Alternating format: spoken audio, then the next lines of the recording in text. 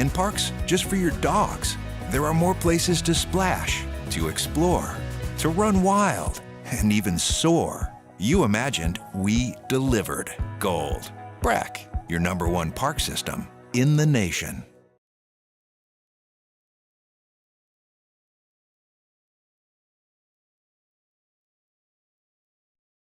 This is SportsCenter. I'm Christine Lisi. Breaking news. 2 adults have been charged with murder in last week's shooting after the Chiefs' Super Bowl parade in Kansas City. Last week, 2 juveniles were detained on gun-related and resisting arrest charges. 1 woman died. 22 others were injured in that shooting. The NFL franchise tag window opened today. Like so many other teams, the Chiefs facing some big decisions. What to do about defensive tackle Chris Jones and cornerback L'Jarius Sneed, both with expiring contracts. KC, though, does have some leverage here, believes ESPN's Jeff Darlington. They have shown now that they are a dynasty, and dynasties morph into whatever they need to win a Super Bowl.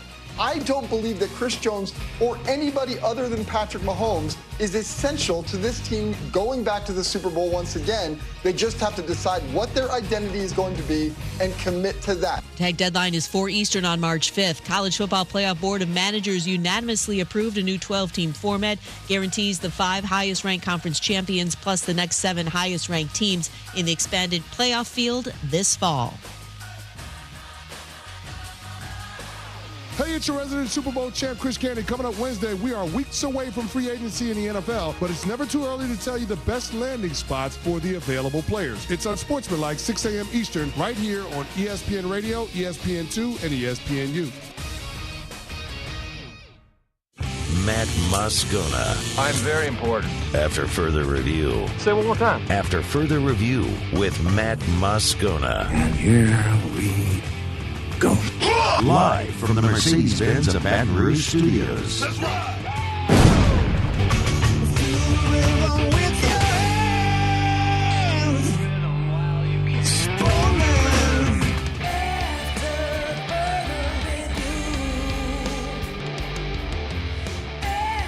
And off we go. Welcome aboard. Glad you're with us. It's AFR, powered by Sunshine, your hometown John Deere dealer in Louisiana. I'm Matt. This is Shaq O'Neal, and I hate Matt. Paul O'Neal. They're chanting Paul O'Neal's name.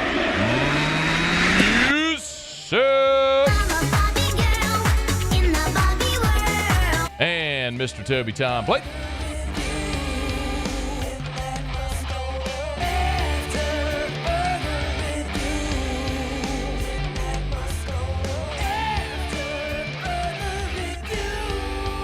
All right, we're here. Glad you are as well. Get out there and make it a good one.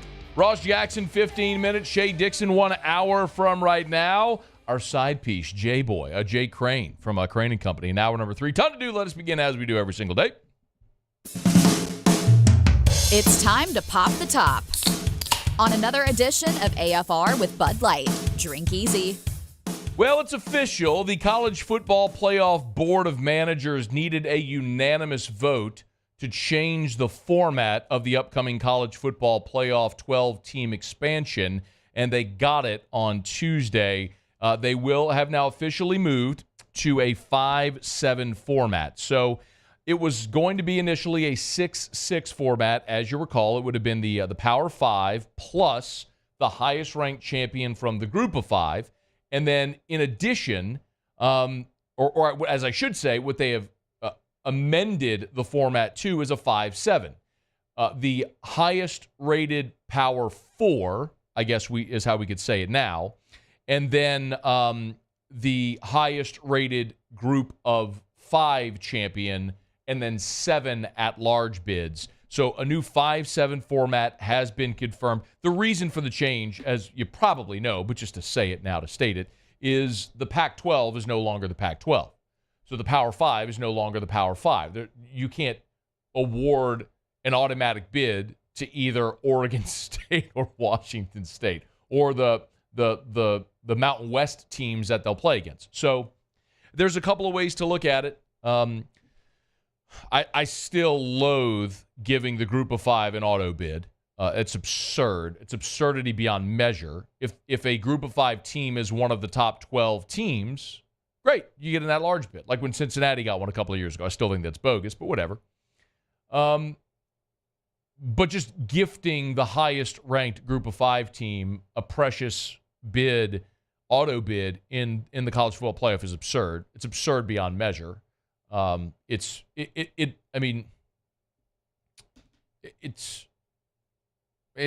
communism. It's like what we are just leveling the playing field for everybody instead of existing in a true meritocracy. Earn a bid instead of just giving someone a bid to level the field. No, I'm not all about the redistribution of wealth here. You eat what you kill. You should anyway. But in any event, this is the direction they're going. In theory, if you're an SEC school, this might actually work better for you because there are now 7 at-large spots. So the highest-ranked, the Power 4 champions will get in, and then the highest-ranked Group of 5, and those 7 at-large teams. So there's a better opportunity. One thing worth mentioning, they do not actually say, the wording does not actually say the highest-ranked Group of 5 conference champion. In most years, that's how it will go. But remember, in 2021, when Cincinnati made it, they were number 4 in the country.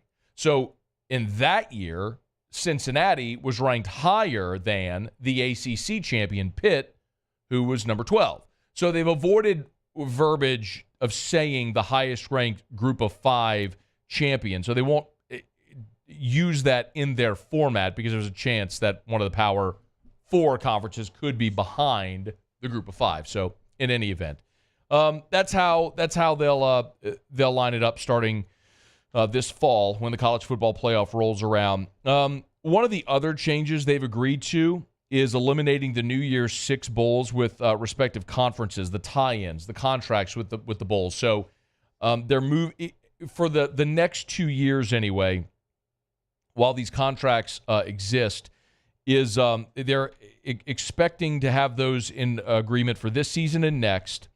But after that, like the Sugar Bowl's agreement with the SEC and the Big 12, the Rose Bowl with the Big 10 and the Pac-12, obviously there is no Pac-12, the Orange Bowl with the ACC, Big 10, and Notre Dame, all of those tie-ins are going to go away. It's going to allow more flexibility for the playoff, where teams will be placed, either geographically or for matchups, whatever the case may be, how they rotate it. It's just going to allow more flexibility. So a change is on the horizon, but it has been unanimously approved. College football has a new playoff. It'll be 5-7, 5 auto bids, 7 at large, beginning this year with the expansion to 12 teams. Okay, our show open every day is brought to you by Bud Light. Drink easy in Louisiana with the great taste of Bud Light, the official beer of AFR and the official beer of the champs, the LSU Tigers. If you're heading out to the box, if you're heading out to the PMAC to watch LSU in Kentucky, if you're heading out to Tiger Park or the PMAC to watch the women's basketball team, wherever you're going to be, if you're going to be watching the LSU Tigers, make sure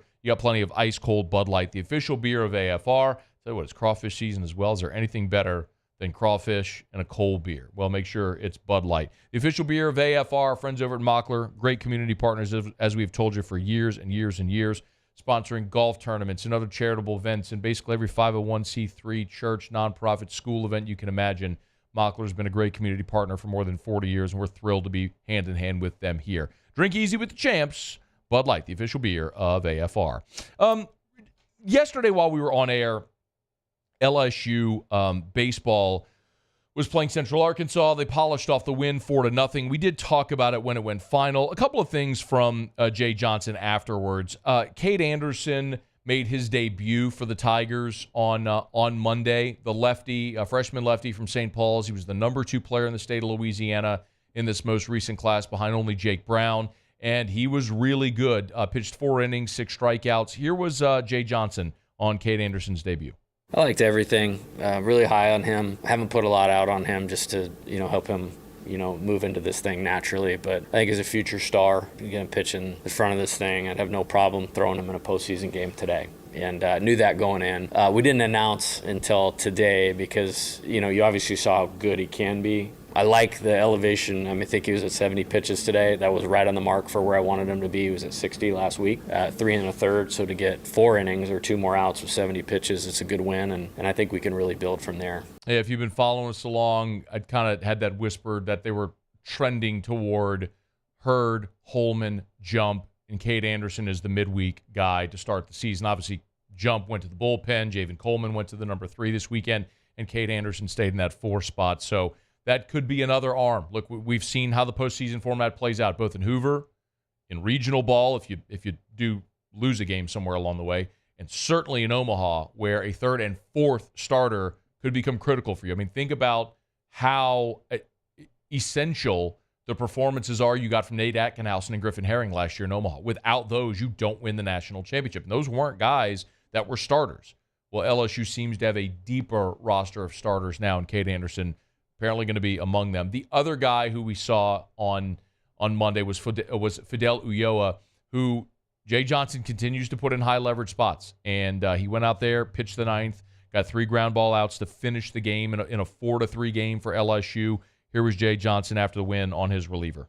Just in the fall, I think we saw some good. He wasn't healthy, he had like a groin thing, but he's healthy now. And he's pitched good in the weeks leading up to it. Maybe even separated himself a little bit from some other guys in a good way. Just going back to Saturday, we brought him in a high leverage spot, and he was in complete control of himself. Stuff's great. Most importantly, he's in command of himself and just out there executing pitches. And he's going to pitch a lot for us. That much is abundantly clear. So LSU, they'll have a couple of days off here from game action anyway, and they're back on the diamond Thursday for another 4-game weekend, Thursday, Friday, Saturday, Sunday. The Thursday-Friday games, by the way, are day games, so while we're on air, LSU will be playing again on Thursday and Friday. So Tigers getting a lot of innings under their belt, and steamrolling toward a big weekend next weekend in Houston at the Astros Classic. So we'll learn much more about the team then. All right, it's After Further Review. Tuesday shows powered by Sunshine, your hometown John Deere dealer in Louisiana. Knock out our first break, come back, talk some Saints with Ross Jackson. We're heading toward free agency in the NFL. Dennis Allen has finished now officially his coaching staff. A lot of talk about the Who Dats. We'll do that with our buddy Ross Jackson next on AFR. AFR. Get Gordon and get it done. It's Gordon McKernan Injury Attorneys. Love telling you about members of the G team and all the great work that Gordon's doing, giving a great platform to so many student athletes. Of course, told you yesterday that Alex Milazzo, local athlete out of Zachary, he's joined the G team, LSU catcher, national champion. You can go check out the one-on-one that Gordon did with Alex Milazzo on any of the social media. You can go to @GetGordon on Twitter, X, Facebook, Instagram, TikTok. It's all there for you. Of course, also, we were thrilled a couple of weeks ago to have Kyla Hebert in studio with us, the first ever cheerleader to be a Get Gordon athlete. And she posted a really cool post of her with the Get Gordon billboards that are up all over town with Kyla on them. So you can check those out all over Baton Rouge. Of course, as we say all the time, it's not just NIL deals, but if you've been injured in an accident, it's not your fault. Do what injured people in our state have done for more than 30 years. Go to getgordon.com. That's getgordon.com. Get Gordon and get it done. The Windsor Senior Living Community in Mandeville, Louisiana is a beautiful, vibrant apartment community geared toward seniors. They are nestled right in the heart of Mandeville, where seniors live a more carefree lifestyle in spacious apartments with the peace of mind that comes from having a little extra help. Call the Windsor at 985-624-8040 to schedule a lunch and tour. Come see how the Windsor can be your passport to peace of mind. Electricity is all around us, and our families depend on it. Every day is sparked by the power of a cold drink or a warm meal, a movie night, and a comforting light at the end of a dark hallway.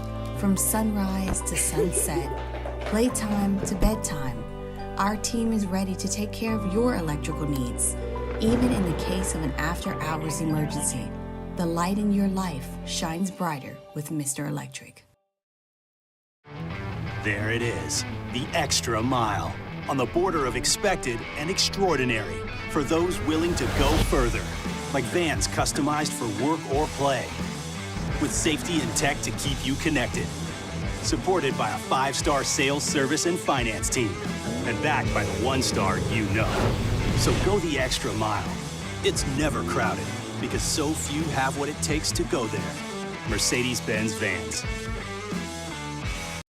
Hey, it's Matt Moscona. For years, you've heard me tell you about Insurance Network of Louisiana, helping you find better coverage for less money. But it's not just for your home and auto. They also offer commercial properties, so retail stores, professional offices like doctors, dentists, attorneys, clothing boutiques. Insurance Network of Louisiana can find you better coverage for less money. They service the entire state of Louisiana, and they're local. So call today at 293-0450 or lainsurance.net.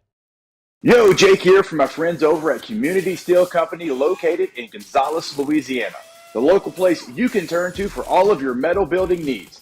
Notice I said local, not Houston, not Dallas, not Atlanta, but right here in Gonzales. Visit them at their brand new state-of-the-art website at communitysteelco.com or pick up the phone and give them a call today to answer all of your questions on your metal buildings, roofing and sheet metal, and any other steel needs you or your business need at 225-647-2020.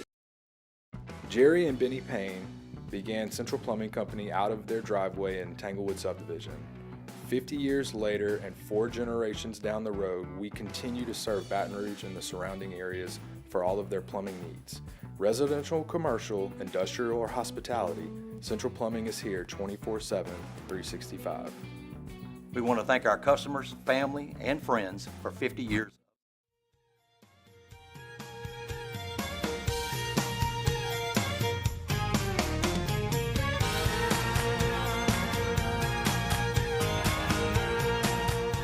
After further review, powered by Sunshine, your hometown John Deere dealer in Louisiana.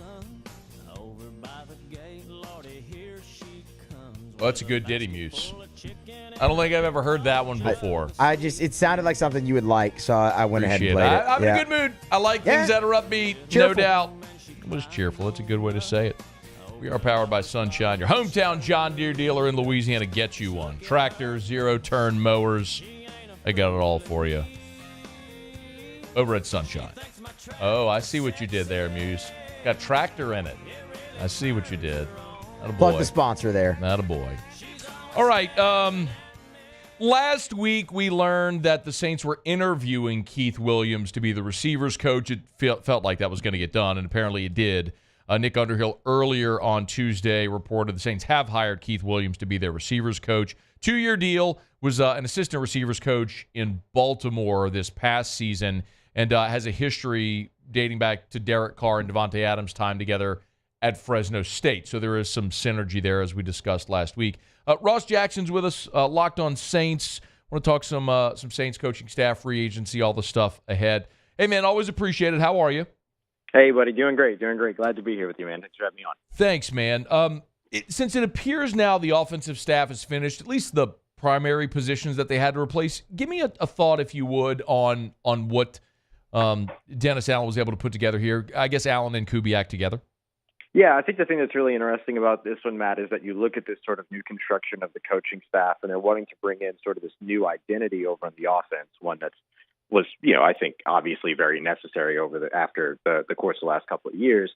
But they found a way to bring in something new while still maintaining what they love, which is cohesion, by creating cohesion amongst the new staff. They brought in a lot of guys that are tied to one another. John Benton has spent time, the guy that's expected to be the offensive line coach. He's spent time with other coaches that were brought in. Rick Dennison is another guy that's coming in as the, I think, run game coordinator is a title that he'll fill. At one point, he actually took on different roles and with other teams. Like, these guys have had a lot of overlap with one another, and even where there's not specifically overlap with the Shanahan/Kubiak run of systems between Denver and Houston and Minnesota and San Francisco, the other thing that you see is one that you mentioned as we came into the segment here was like Keith Williams, who's connected directly to Derek Carr in his past, has worked with some wide receivers across the NFL, even outside of those that he's coached and all that. I think that you sort of see the sort of unique combination of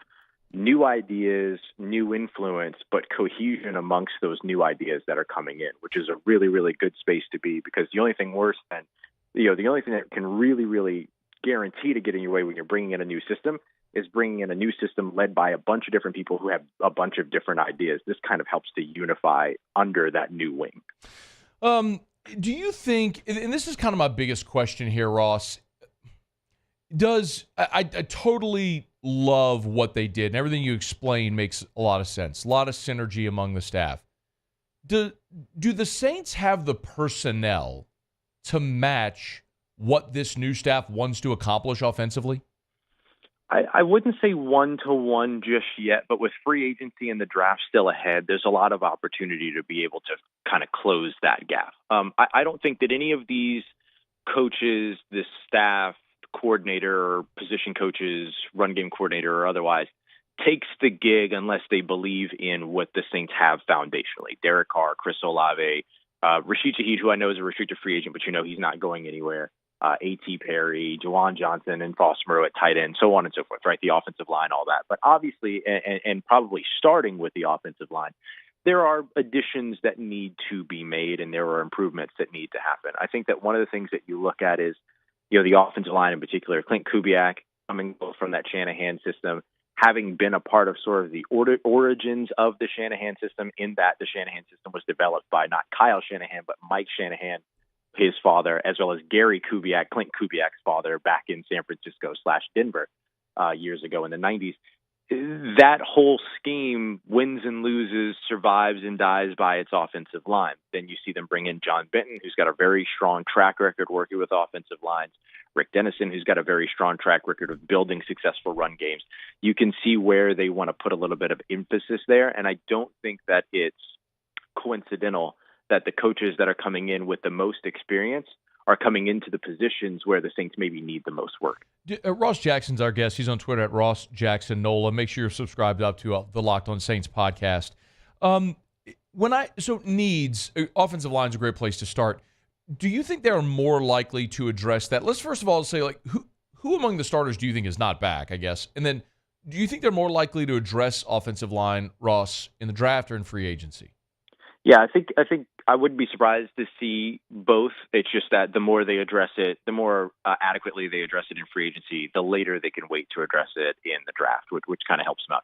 But then they can also go best player available, which might be an offensive lineman, because the tackle class this year is absolutely spectacular in the draft. So I think that in terms of the guys where you might see a little bit of changeover, and I'll look at 6 starters and include both kind of Trevor Penning and Andrus Peat and James Hurst in here, is that you don't really know necessarily not only who's returning, but where are they playing. So if we look at Ryan Ramczyk, for instance, who's dealing with sort of that degenerative knee issue and everything, won't he have surgery over the offseason? Won't he be available in 2024? And then if he is available for 2024, is he available week 1 right off the bat? So lots of question marks there.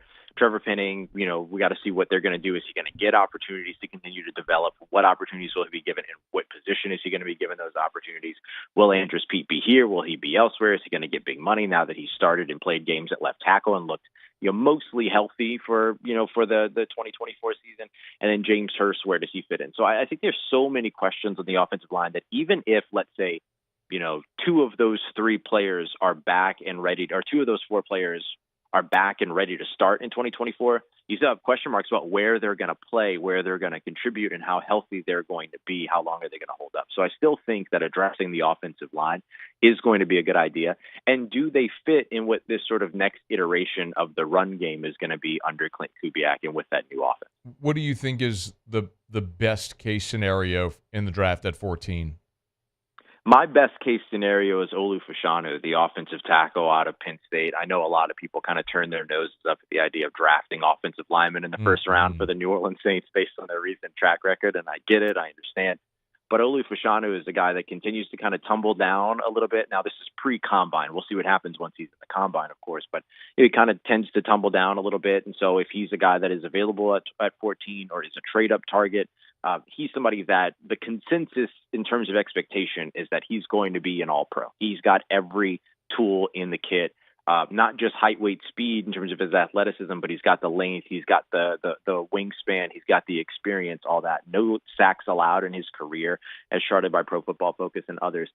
Just remarkable. So I think that for me, that's kind of the most solid, safe home run that you're going to find. But look, some of these pass rushers like Leatu Latu out of UCLA and Jared Verse out of Florida State, if the Saints address their offensive line in free agency, they could go to the other side of that, the trenches as well. A couple more minutes here with Ross Jackson on Twitter at Ross Jackson Nola. Make sure you're subscribed up to Locked On Saints. Same question, free agency. How, Ross, I mean, the Saints historically, they usually have that one big ticket item, right, that they'll spend in free agency, and then they wait for the second wave to be sort of bargain buyers. is there a player or position that you either expect or would like to see them address in that first wave of free agency when it comes?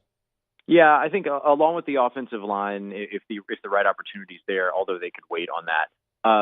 Wide receivers, one. Look, the Saints have some really talented young wide receivers in Chris Olave, Rashid Shaheed. Once they figure out sort of the restricted free agent situation there, which should be pretty simple, and then the young A.T. Perry. But those right now are the only 3 wide receivers that they're set to currently have on their roster. They even have a wide receiver on a future reserve deal or anything like that at the moment. And so when you look at sort of free agents like T. Higgins, that's a big ticket opportunity there. But then there's sort of the more bargain bin version of that in a Tyler Boyd. And I don't mean bargain bin to be disrespectful for Tyler Boyd. I just mean realistic contract wise and things like that. So there's a lot of good free agents and at wide receiver, and that pool can continue to grow if Brandon Ayuk hits the market or something like that, and then that pushes some of the other guys to the top further down. So I feel like if there's an opportunity to really make a splash somewhere, wide receiver could be a really great place to do it because you want that big-bodied possession guy. Sure, A.T. Perry can turn out to be that, but if you can get a veteran that's already done it in the NFL and then let A.T. Perry continue to develop and then hold a specialized role, there's nothing wrong with that. Last thing, do you think Jameis is back in New Orleans next year? I would love to see it because I think that it would be the perfect opportunity to be able to display leadership by unity as opposed to leadership by dismissal. With the final snap of the Saints offense in the season, with the kneel down that should have been, that turned into a Jamal Williams touchdown, all that. It's a quick and easy way to kind of turn that into, hey, you didn't do the thing that we wanted you to do, so you're gone. But then I think it makes a louder and more positive statement to your locker room that loves Jameis Winston if you can turn around instead and say, hey, you did that. We weren't a big fan of it, but we still want you here because we believe in your value. So I think more than likely he probably ends up elsewhere. But, man, keeping him in New Orleans would be a big-time flex for Dennis Allen and his staff. He is Ross Jackson. Follow him on Twitter at Ross Jackson Nola, and be sure to subscribe up to Locked On Saints, your favorite podcast app, and, of course, on the YouTube channel. Always appreciate it, man. Thanks for a couple of minutes. Thanks, dude. Always a pleasure. Take care. Stay safe, and talk to you here soon. All right, buddy. Be well. The one and only Ross Jackson. This is After Further Review. We're brought to you by Lee Michaels Fine Jewelry, lmfj.com. It's a website. Of course, if you're in Baton Rouge, 2 locations, but there's also New Orleans, Lafayette, Shreveport, 10 locations in all. Make sure you get by Lee Michaels Fine Jewelry. And gentlemen, listen, if you're thinking of buying that diamond, you're thinking of popping the question, don't be fooled by the guy behind the counter that says you can get something 3 times the size for half the price. Ask yourself what you're really getting. You're getting a man-made, a lab diamond, which who knows what you're actually buying. When you go to Lee Michaels, there's never, ever any question. I mean, I told you last week, talked to Amy over at Lee Michaels, and Scott Berg, who we talk about often here, was overseas on a buying trip, buying diamonds for the stores from the finest diamond mines in the world.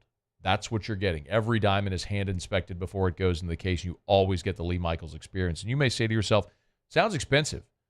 Well, no matter your budget, no matter what you're looking for, Lee Michaels Fine Jewelry has something for you. If they don't have it, they can make it or they can get it. That's what happens when you have 10 stores. They can custom make a piece of jewelry for you. It's Lee Michaels Fine Jewelry, lmfj.com, lmfj.com for Lee Michaels Fine Jewelry.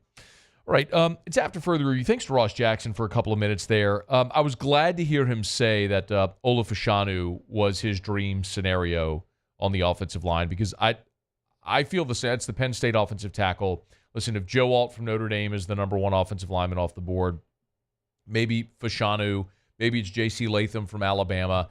The Saints are going to have an opportunity at 14 to pick an offensive lineman. There's going to be a really good offensive lineman in this draft sitting there at 14. And when I look at, I'm going to continue to say this, whenever I look at this team, and Ross is right, the way that Kubiak, they build their running game, it's going to be through their offensive line and their zone schemes. And yes, my hope is, this is my hope. I don't know if this is realistic, but I think Andrews Pete's going to be gone. And I don't think anyone is banking on James Hurst being your franchise left tackle. So my hope is spend this offseason trading Trevor Penning to be an offensive guard. You spent all of last season trying to make him a tackle. It didn't work. Move him inside. Let him be an offensive guard. And draft your franchise left tackle at 14. Maybe it's Fashanu from Penn State. That's one that I think in another year, right, whenever you're talking about how desirable left tackles are, you don't see franchise left tackles sitting there at 14 overall in the draft.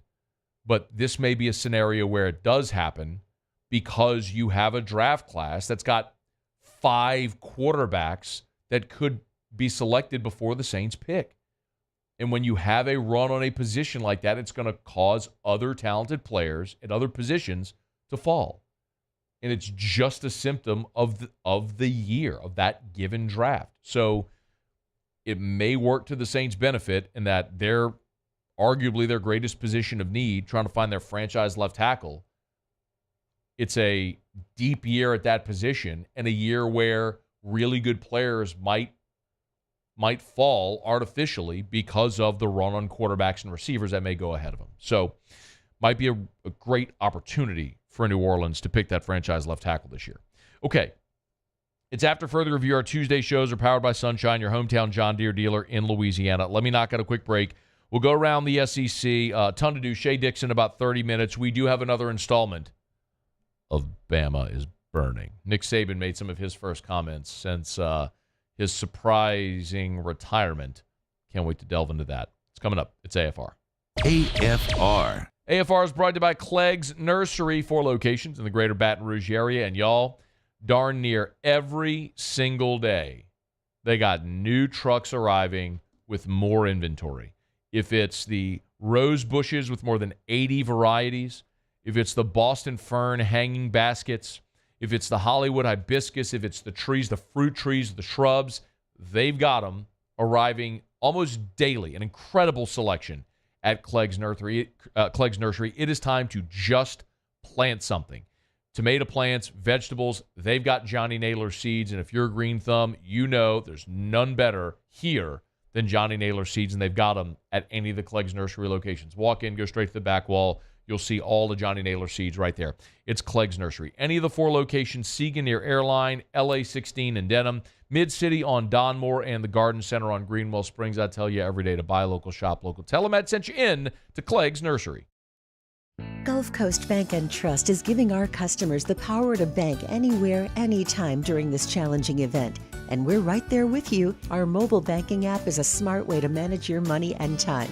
Gulf Coast Bank and Trust, the bank that cares about you. There's never been a better time to catch a John Deere deal from the crew of Sunshine. Ask us about our low monthly payment options on our tractor packages and let the good times roll. With equipment strong enough to power one of the world's largest celebrations, we've got your needs covered too. Learn more about what it means to be powered by Sunshine at sunequip.com. Some restrictions apply. See dealer for details. Offer ends April 30th, 2024.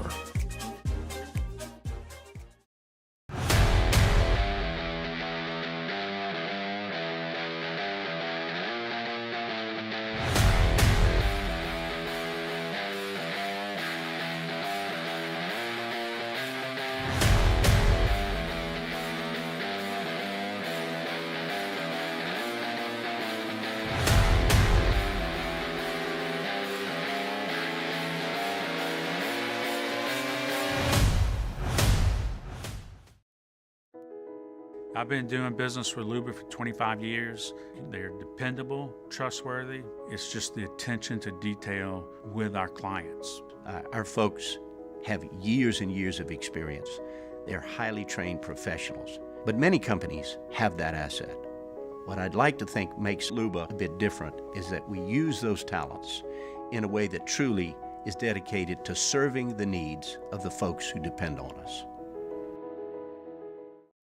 Dylan Cruz here to tell you about Six Rings Baseball and Softball Camp. If you live on the North Shore and play ball, go to Six Rings Camps with former LSU assistant coach Dan Canaveri. His knowledge is second to none, and your child will improve and have fun doing it. Camps were held at Coquille Park and Six Rings Academy in Covington with 4 sessions over the summer. Full day and morning only sessions are available from ages 7 to 13. Go to sixringsbaseball.com or call 985-206-9096.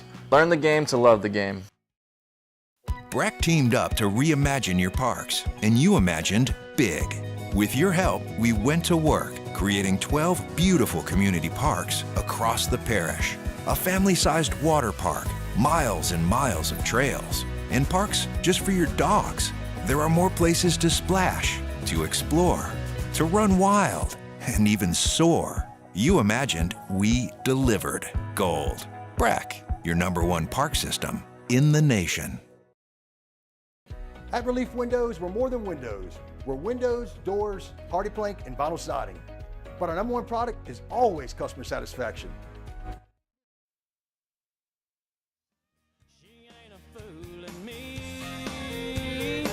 She thinks my tractor's sexy. It really turns her on. She's always staring at me while I'm chugging along. After further review powered by Sunshine, your hometown John Deere dealer in Louisiana. We held them to 24% shooting in the first, 11% in the second, which got you your lead. That was part of it. The other part of it is we only allowed them to get one shot every time. We were really getting the defensive boards. Kim Mulkey, after LSU, went on the road and pummeled Texas A&M 81-58.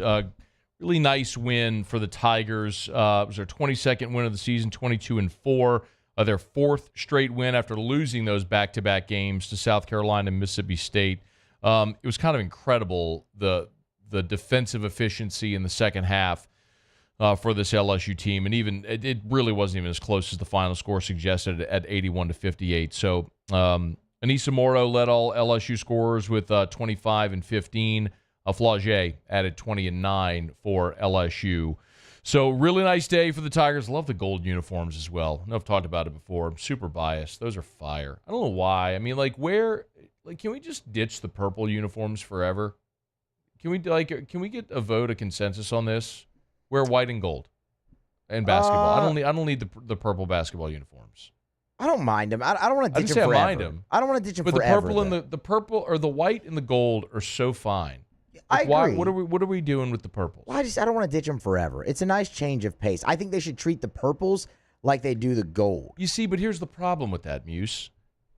You pull out the gold because you know it's fire, and so you do it for a special occasion. If you wear the gold and you pull out the purple, you're like, why are you wearing that? Why are you wearing the lesser of the uniform? Wear the good thing. I mean, I get it. It's like the Lakers. The Lakers wear gold all the time. It's like the Lakers wear gold. I don't know why they started wearing like white uniforms at home and they started wearing black, and it's just weird. It's like, you're the Lakers. Wear gold. I love their white uniforms though, but I mean, yeah, no, I don't know. I don't want to ditch them forever. I like the purple uniforms still too. Get rid of the purple uniforms forever. Wear gold. All right, it's after further review. Nice win though for Kim Mulkey and the squad. Amazing what a week off can do. You know, for a team that kind of the narrative on them has been with a shortened bench, maybe not as much depth. The starters are playing a lot of minutes. You give them a week off, it's amazing what can happen. You saw it with the defensive efficiency. By the way, I was watching the game last night when I got home. Did you watch it, by the way? Were you watching the game by chance? I wasn't. I was recording an episode of Moose. That's okay. There was a play in the third quarter where Angel Reese picked up her fourth foul, and they called an offensive foul. I wish I had the video of it. If you get a chance, I don't know that you'd really care, but it's late in the third quarter. They called an offensive foul on Angel Reese. They got a little chippy. They had offsetting personal fouls a bit earlier. Angel Reese gets an offensive rebound and just goes right back up, and she gets hacked by like 4 defenders, and they called an offensive foul. Like, that's one of those situations where I wish I had screen grabbed it because I could have gone with my all refs are bad at their job. But it's one of those instances where it's just so obvious that officials are trying to make a statement with what they're doing, and it's just brutal. I mean, if you were watching the game, you know what I'm talking about. If you missed it, I'd highly recommend you go check it out if you want to just piss yourself off. But like, if I had one question of Kim Mulkey after the game, it would have been, what in the world happened there? But in any event, 4 straight wins for LSU. Now they're 22-4 overall. Sole possession of second place in the Southeastern Conference, kind of heading toward the SEC tournament where, you know, if you get there as the number 2 seed, you've got a potential date with South Carolina in the championship game. If you can get there, which they haven't in 2 years under Kim Mulkey, but you know, increasing your seeding for March and all that stuff. So they're Maybe, people say it's cliche, but peaking at the right time. Maybe Kim Mulkey's squad is doing that right now. All right, it's after further review. They get Auburn at home on Thursday, by the way. This is the team that beat their first SEC loss was on the road at Auburn. So a little shot at redemption at the Maravich Center on Thursday. All right, we're brought to you by Pure Restoration. I'll go around the SEC in just a quick second. Pure-restoration.com. That's pure-restoration.com. Kill mold, remove odor, all that stuff. If you have or think you might have mold, look up by your air vent. You see little black specks? That's mold. Whether it's a commercial building, a residential building, churches, school buildings, office buildings, they can come in, spray their patented non-toxic dry fog treatment. It's easy. They spray their fog, they let it dwell. As soon as the fog dissipates, boom, you're back in free and clear, mold-free. If you need demo and build back, Pure Restoration can do that as well. If you want to get rid of odor from sweat or cigarettes or pet odor, whatever it may be, Pure Restoration can do it effectively, affordably, and efficiently. It's Pure Restoration. Pure-restoration.com. Or just hit me up and say, Scone, what's the mold thing you always talk about? And I'll always reply. I'll send you the link to it and everything. It's Pure Restoration. Pure-restoration.com. All right, Shea Dixon in 20 minutes. Right now, we do it every day about this time. Let's go around the SEC. Around the SEC, bringing you the biggest news from the nation's best conference, the Florida Gators. Florida will promote Tyler Miles as their new strength and conditioning coordinator. The role was previously held by Craig Fitzgerald. He's leaving to accept a job on Bill O'Brien's staff at Boston College. Miles previously worked at Duke, Miami, and Boost Performance in Nashville, where he trained athletes getting ready for the NFL Combine. Also, his career includes stops at Northwestern State, and he was an intern at Tennessee and South Carolina. New strength and conditioning coach there in Gainesville. The Kentucky Wildcats. Linebacker Jaden Smith out of North Carolina has committed to Kentucky, 6'3", 201-pounder. He signed with Michigan in this class, but with Jim Harbaugh, Jesse Minter, Charlie Partridge all leaving the Wolverines, he asked for and was granted a release from his national letter of intent. He's the nation's number 11 athlete, the 284th overall prospect to play linebacker in Lexington. Texas A&M! DeSoto running back DeAndre Ryden has committed to the Aggies, 5'10", 195-pounder. He's the number 15 running back in the country for the class of 2025. He's got a lot of offers recently, big-time programs, Bama, Auburn, Baylor, Florida, Georgia, Louisville, Miami, Michigan, and others. On the hardwood tonight, 2 games. Tennessee ranked 5th and 9-3 in the league. They're on the road in Como to take on Missouri, which is 8-17 overall. Missouri's still looking for their first SEC win. And 2 of the more disappointing teams in the conference will match up at a pillow fight in College Station. Arkansas, just 3-9 in conference play, is at A&M, which is 6-6 in the league. And then on the diamond, there's actually a game in progress right now. They're in the bottom of the second in Decatur, Georgia, where the Georgia Bulldogs are beating Georgia State 7-0. We'll keep you posted there. The rest of the slate, a lot of the league is in action tonight. Kentucky hosts Morehead State. South Carolina hosts Winthrop. Tennessee is at home against UNC Asheville. Incarnate Word visits College Station. Mississippi State hosts Austin Peay. Alabama against Middle Tennessee in Tuscaloosa. Vandy against Dayton. That's in Nashville. Also tonight, Florida hits the road to Jacksonville to take on North Florida, and Auburn is at home against UAB. So a lot of the league in action tonight in baseball. All right, there you have it. That is around the SEC. It is after further review, powered by Sunshine, your hometown John Deere dealer in Louisiana. Let me knock out a quick break. We'll wrap up hour number 1. Shea Dixon talking some Cruton in about 17 minutes. Could LSU be about to land another number 1 prospect in the country at their position? We'll ask that to Shea Dixon in 17 minutes on AFR. AFR. Brought to you by the Watermark Hotel and the Renaissance Hotel, 2 amazing hotel properties in Baton Rouge, the Watermark downtown, the Renaissance Southtown. One thing I always tell you is if you're thinking of having an event, the Watermark and the Renaissance both are amazing places to host. The Watermark in downtown Baton Rouge, we tell you all the time, it's Baton Rouge's original high-rise building in downtown. And boy, it is gorgeous. It is Baton Rouge's premier hotel property. And at the Watermark, they offer private event spaces. They can host your small parties. They have lunch and dinner experience as well at the Watermark. Tell you all the time at the Gregory in the lobby of the Watermark. And remember, if you're going to eat at the Gregory, there's complimentary valet parking, so you don't have to worry about street parking or finding a lot and walking. Just pull right up to the door. The valet will take your car. You walk right in. It couldn't be easier. It is the quintessential luxury experience in Baton Rouge. It's downtown. It's the Watermark Hotel.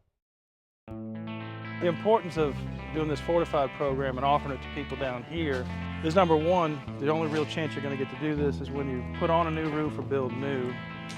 And through companies like HUDCO, who's kind of leading the way in this thing, it's going to offer the customers a huge advantage in the insurance market and the price of their insurance. You know, we're not looking to make a fortune off fortifying. We're trying to give you a better product than our competitor at the moment. I'm trying to do something that he can. I'm trying to give you something better. So a lot of these insurance jobs, you're getting a re-roof, you're only paying your deductible. Let's sit down and talk about the fortified and let's see what it does to your insurance premium. You're getting a steal. Yeah. You're getting a brand new roof and a fortified certificate for your deductible, essentially. And I think we're rocking and rolling.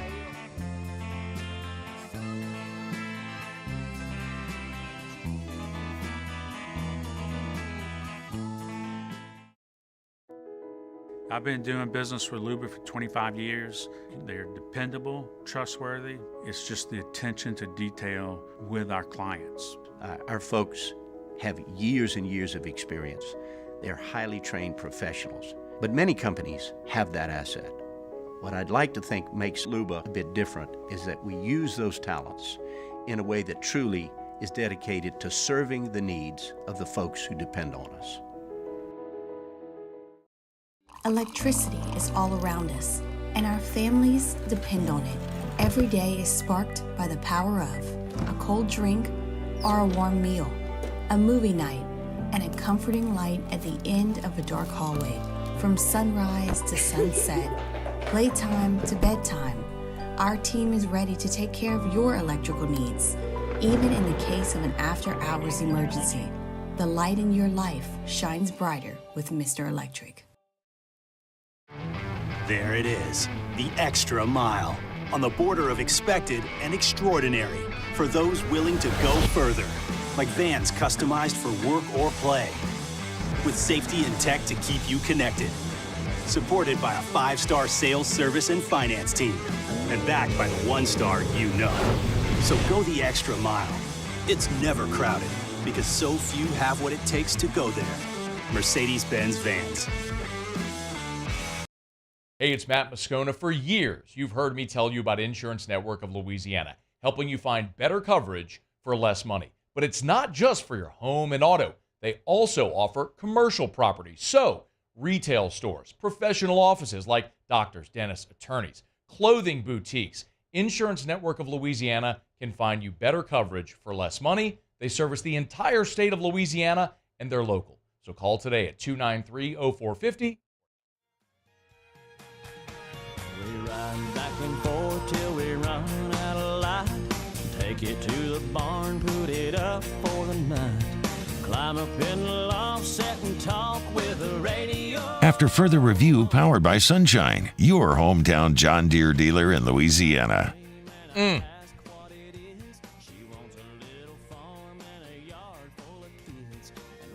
don't know if I heard that one before. Or is that a new one? We've played it once or twice. It's been a long time ago. Yeah, it's in the rotation. It's just one of them in the rotation. I don't remember this at all. Is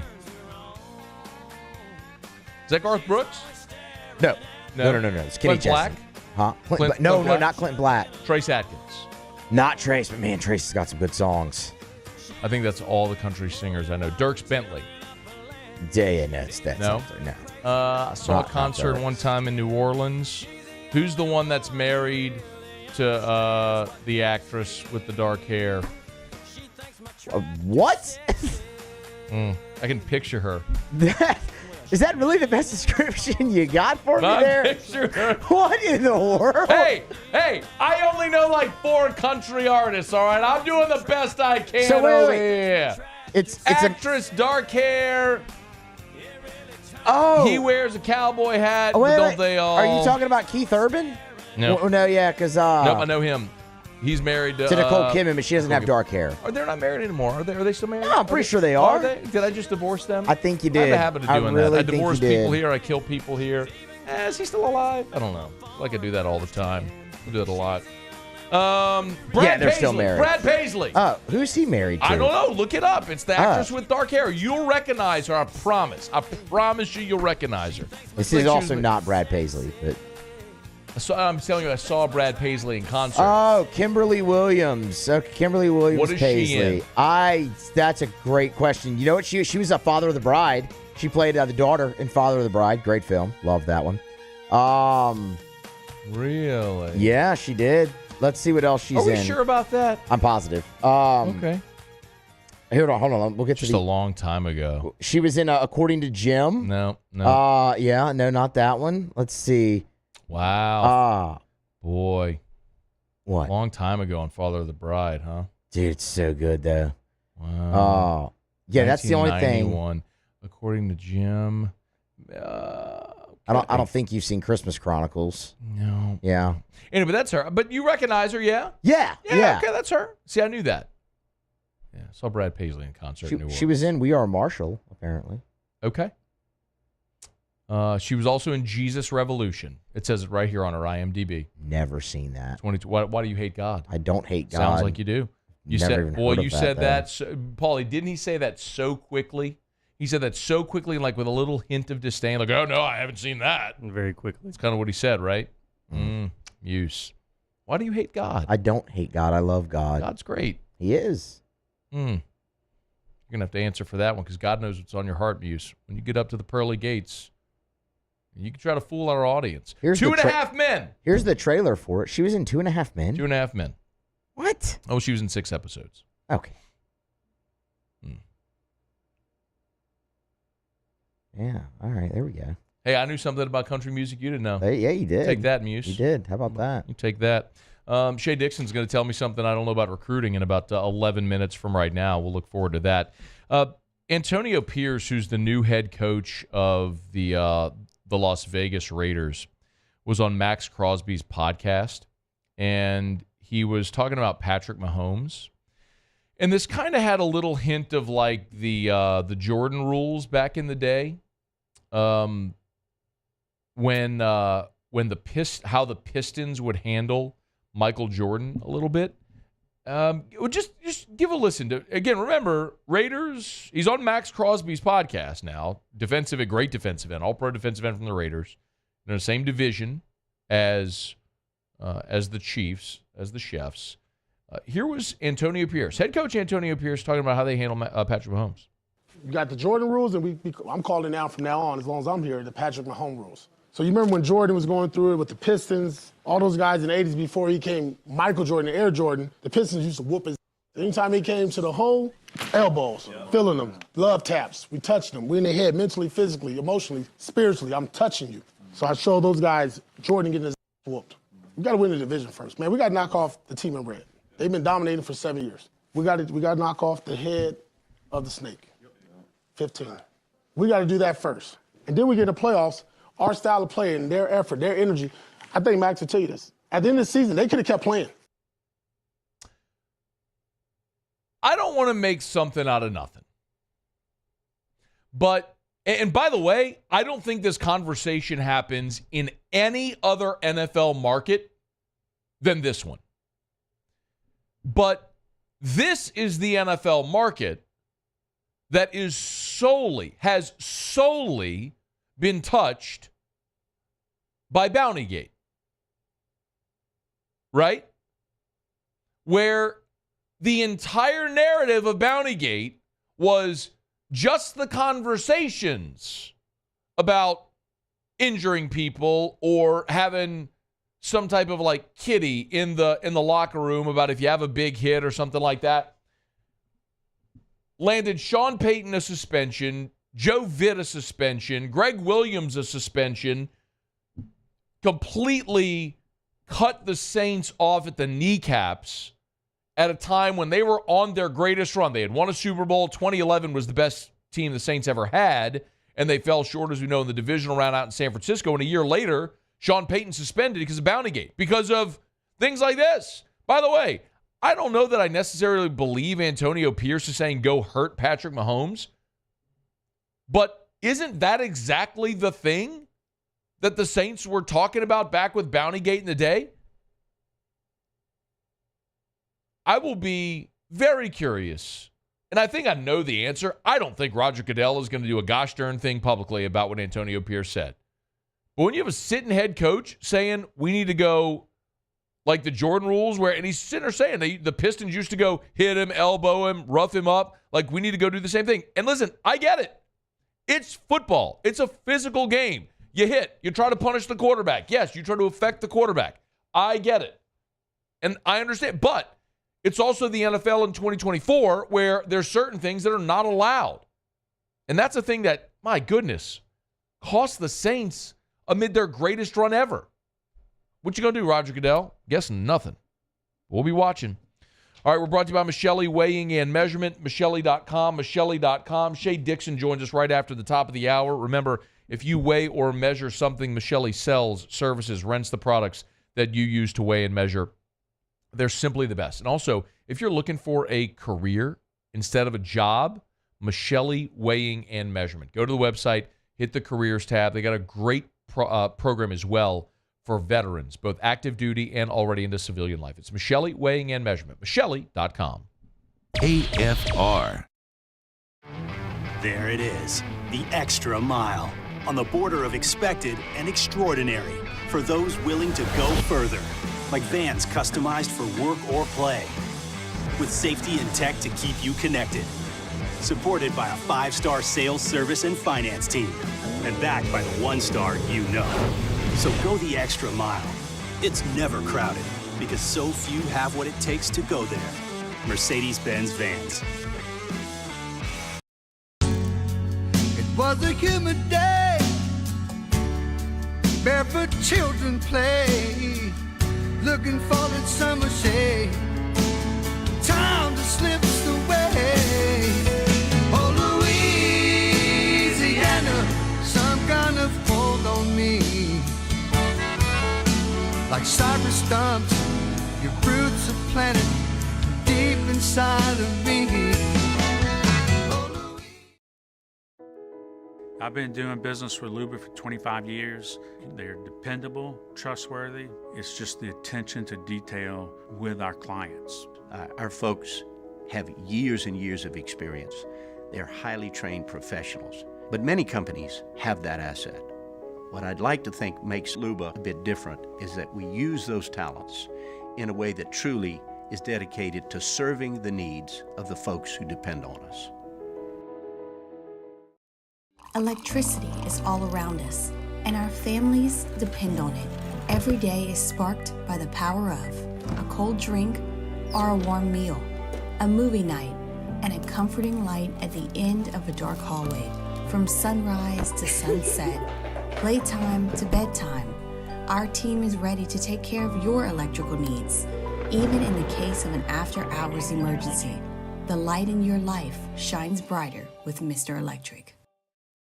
Hey, it's Matt Moscona. For years, you've heard me tell you about Insurance Network of Louisiana, helping you find better coverage for less money. But it's not just for your home and auto. They also offer commercial property. So, retail stores, professional offices like doctors, dentists, attorneys, clothing boutiques. Insurance Network of Louisiana can find you better coverage for less money. They service the entire state of Louisiana, and they're local. So call today at 293-0450 or lainsurance.net. Yo, Jake here from my friends over at Community Steel Company located in Gonzales, Louisiana. The local place you can turn to for all of your metal building needs. Notice I said local, not Houston, not Dallas, not Atlanta, but right here in Gonzales. Visit them at their brand new state-of-the-art website at communitysteelco.com or pick up the phone and give them a call today to answer all of your questions on your metal buildings, roofing and sheet metal, and any other steel needs you or your business need at 225-647-2020.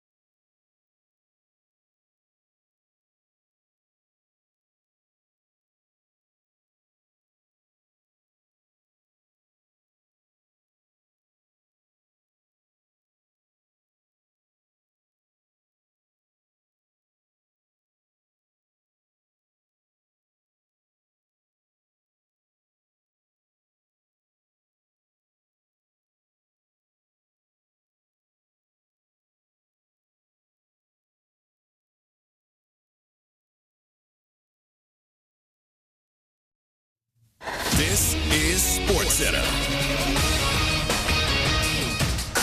I'm Christine Lisi. 2 adults have been charged with murder in last week's shooting after the Chiefs' Super Bowl parade in Kansas City. 2 juveniles were previously arrested on gun-related and resisting arrest charges. 1 woman died and 22 others were injured in the shooting. Today is opening day for NFL teams to apply the franchise tag.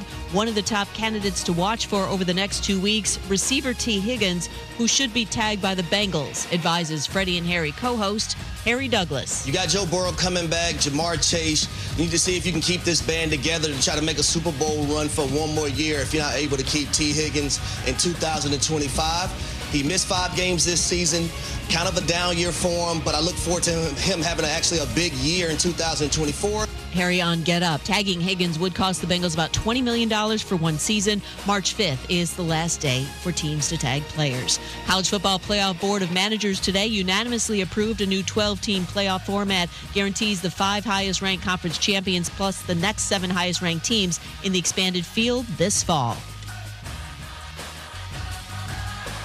Hey, it's your resident Super Bowl champ, Chris Candy. Coming up Wednesday, we are weeks away from free agency in the NFL, but it's never too early to tell you the best landing spots for the available players. It's Unsportsmanlike, 6 a.m. Eastern, right here on ESPN Radio, ESPN2, and ESPNU.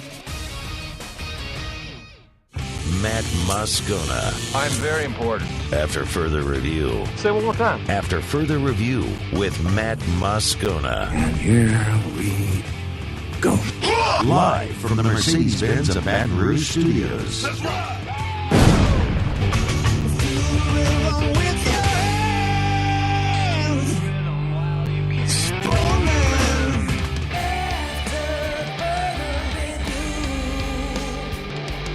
Hour 2, off we go. Welcome aboard. Glad you're with us. It's AFR, powered by Sunshine, your hometown John Deere dealer in Louisiana. I'm Matt. You're a loser, Matt! Hey, shut up, kid. Paul O'Neill. They're chanting Paul O'Neill's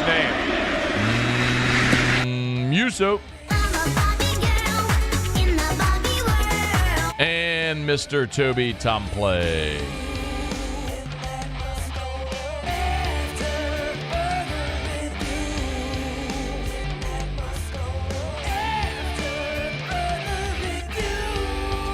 All right, we're here. Glad you are as well. Get out there and make it a good one. Our buddy J-Boy, our side piece, Jay Crain, will be here 1 hour from right now. And oh, yes, there is another edition of Bama is Burning coming up.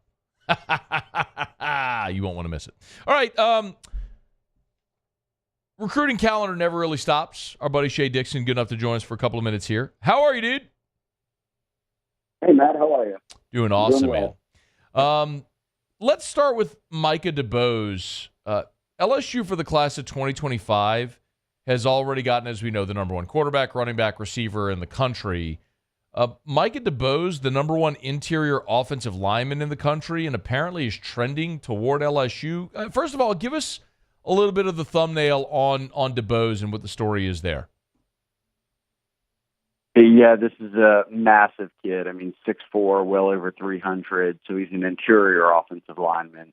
We rank a combo of guard and center as an interior, and then an offensive tackle would be ranked separately. So he's the number 1 interior offensive lineman right now, top 40 player, consensus top 100 player. So early on, he became kind of a who's who guy in this 2025 class, which are guys who will be seniors in the fall. And he was committed to Georgia for a long time. He's coming out of Viger and Mobile. He's Alabama's number 2 overall prospect in the state, and they have a stacked group of Alabama prospects this year. But committed to Georgia in January, backed off it, and he had already visited LSU a few times. And then right before the dead period, which began earlier this month, he came in on that final weekend for a visit, and then dead period all the way till March, meaning coaches can't have face-to-face contact with people or with recruits. And a lot of the times, Matt, during that stretch, like it's a month long, you're reorganizing the board, you're talking to guys, and on their end, the dust is sort of settling from the season, visits, everything. And now I think you're starting to see people like Chad Simmons, who is On3's National Director of Recruiting and covers it all, who interviewed DeBose over the weekend and covered it and said, hey, look, I'm moving my pick from the in-state Auburn team to LSU for now. And while there's no decision date set, he felt like LSU was trending in the right direction. And a combination of a lot of things, but let's hat tip the O-line coach, Brad Davis, one more time, who, did they have his commitment? No, but boy, does he just continue to put them in the mix with kind of the best guys in the Southeast each year. How is LSU over the past couple of years, Shea, just trending so well with offensive linemen? I think it's good evals and the combination of everything from your personnel department to giving the coaches, whether, Brad Davis, a look at, hey, look, here's who the early guys are. I'll give you an example. At the time, he's now a full-timer, but Carl St. Cyr at the time was a student worker, had found Ethan Callaway, and he's a guy who just signed with LSU as a top 10 offensive tackle. He had offers from everyone. Found him very early on, 9th before 10th grade, and Brad Davis took a look at him, got a look at him at camp, I believe, but they were his very first offer. And when he committed and signed out of North Carolina, out of all the kids that they just signed, he's from furthest away. And he said, look, I chose LSU because I fell in love with it, but I never forgot. They were my very first college offer, and they're not a border state or my home state school. They found me very early. So I think they find a lot of these guys early. They make good evals, and then between what Brad Davis and the staff can do recruiting and toss in Brian Kelly, who you can now pitch historically what he's done with offensive linemen and turning them into NFL prospects, that it's almost like the perfect marriage. Yes, your starting left tackle is from Louisiana and your starting right tackle, but look, they went to Michigan to get now what will be a multi-year starter at guard. They went to to FIU was where Miles Frazier was to get a multi-year starter. And then at center, you went to Georgia, who the heir apparent now is to Charles Turner's is a guy in DJ Chester, who was a 4-star that Georgia wanted. And they just went and beat him out. So I think it's kind of a combination of great evals and really good recruiting, and then the program just being on an upward trajectory. Yeah.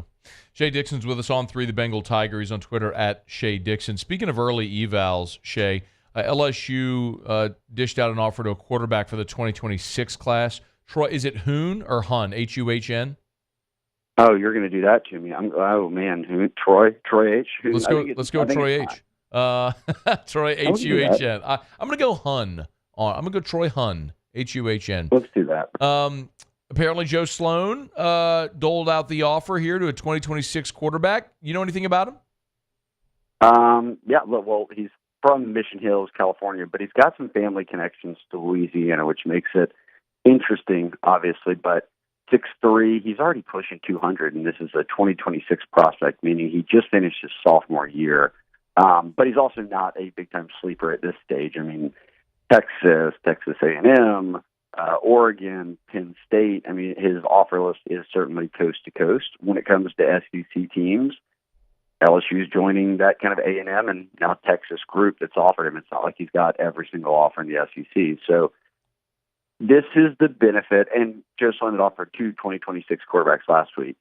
This is the benefit of them early on. They had things figured out with Colin early, and he was committed. And by the time he signed, it was well over a year. They turned that focus to Bryce Underwood and George McIntyre. They got Bryce Underwood. And now it allows you to look ahead to 2026 and get the evals in of kids who just played as sophomores.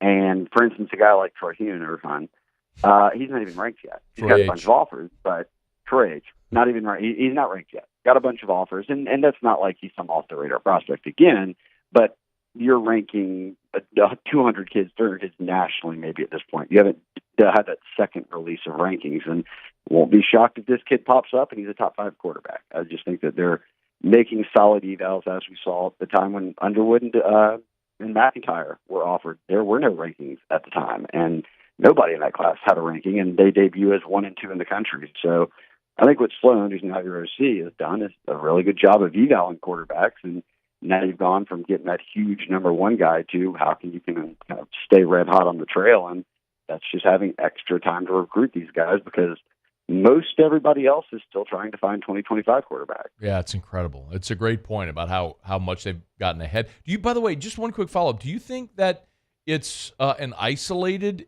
instance because they were in and so solid with Colin Hurley so early, or do you think that's something that is just how this staff plans on trending at that position in particular? Both, and I think that a product of Hurley and getting him on board is they knew that if he got on board, he would be solid. He wasn't the kind of kid who was going to waver once he committed, and that's why they went ahead and made that move to get him in. And you'll remember at the time it was him and Julian Saban looking at LSU, and both were kind of coming down to decision dates. So I think this staff, just for Sloan specifically, recruiting quarterbacks, wants to stay on this trajectory, right? Where, of course, anybody would love to land Bryce Underwood, a generational talent, but time frame wise, you get it in to where before their senior year ever even gets rolling, if not right as their junior season ends, you've got them on board and you're already focusing a year ahead. All right, Shea Dixon's with us. Got a couple more for you, Shea. Instead of looking at the future, let's look at the current. LSU is going to begin spring football here in less than a month, and they're going to have some early enrollees on campus. Who are the early enrollees that you're going to be keenly interested in watching as spring gets started? Yeah, there's double digit of them. This is a good question, and I almost feel like I have to choose a position that we want answer, like, you're looking for answers at. So I'll go D-line. Dominic McKinley is not an early enrollee, so he's not in this conversation. I think Gabe Relaford is kind of maybe where you begin. Can he fit in as a freshman somewhere? Because he's just as talented as the Big Ten freshman they've brought in recently. So him coming out of Evangel would be one of them.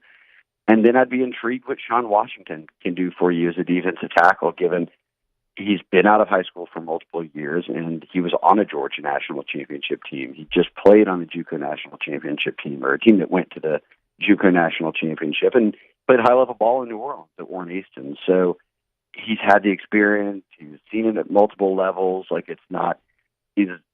like a portal guy. You would expect him to come in and be able to transition, maybe give you something right away. So I'd probably pick D-line. If not, it'd be someone at corner, just to see if someone's like jumping in the mix for more reps than you thought. And that could be a guy like PJ Woodland, who ended up signing out in Mississippi, and it didn't, they flipped him from state at the time, and there wasn't a ton of fanfare, and people were like, look, this is a 3-star. Well, he finished as 7A Defensive Player of the Year in Mississippi. He won a state title. He was Max Prep's Player of the Year on defense in Mississippi. So his stats are gaudy playing offense and defense. So guys like that can just sneak up on you at DB, and we look up in a few years, and he's one of the better players in the conference. Shea, I think it's a great point. And listen, and I talked about it here, and I don't know if you agree with this, but I'll give you my sort of outside looking in viewpoint of that.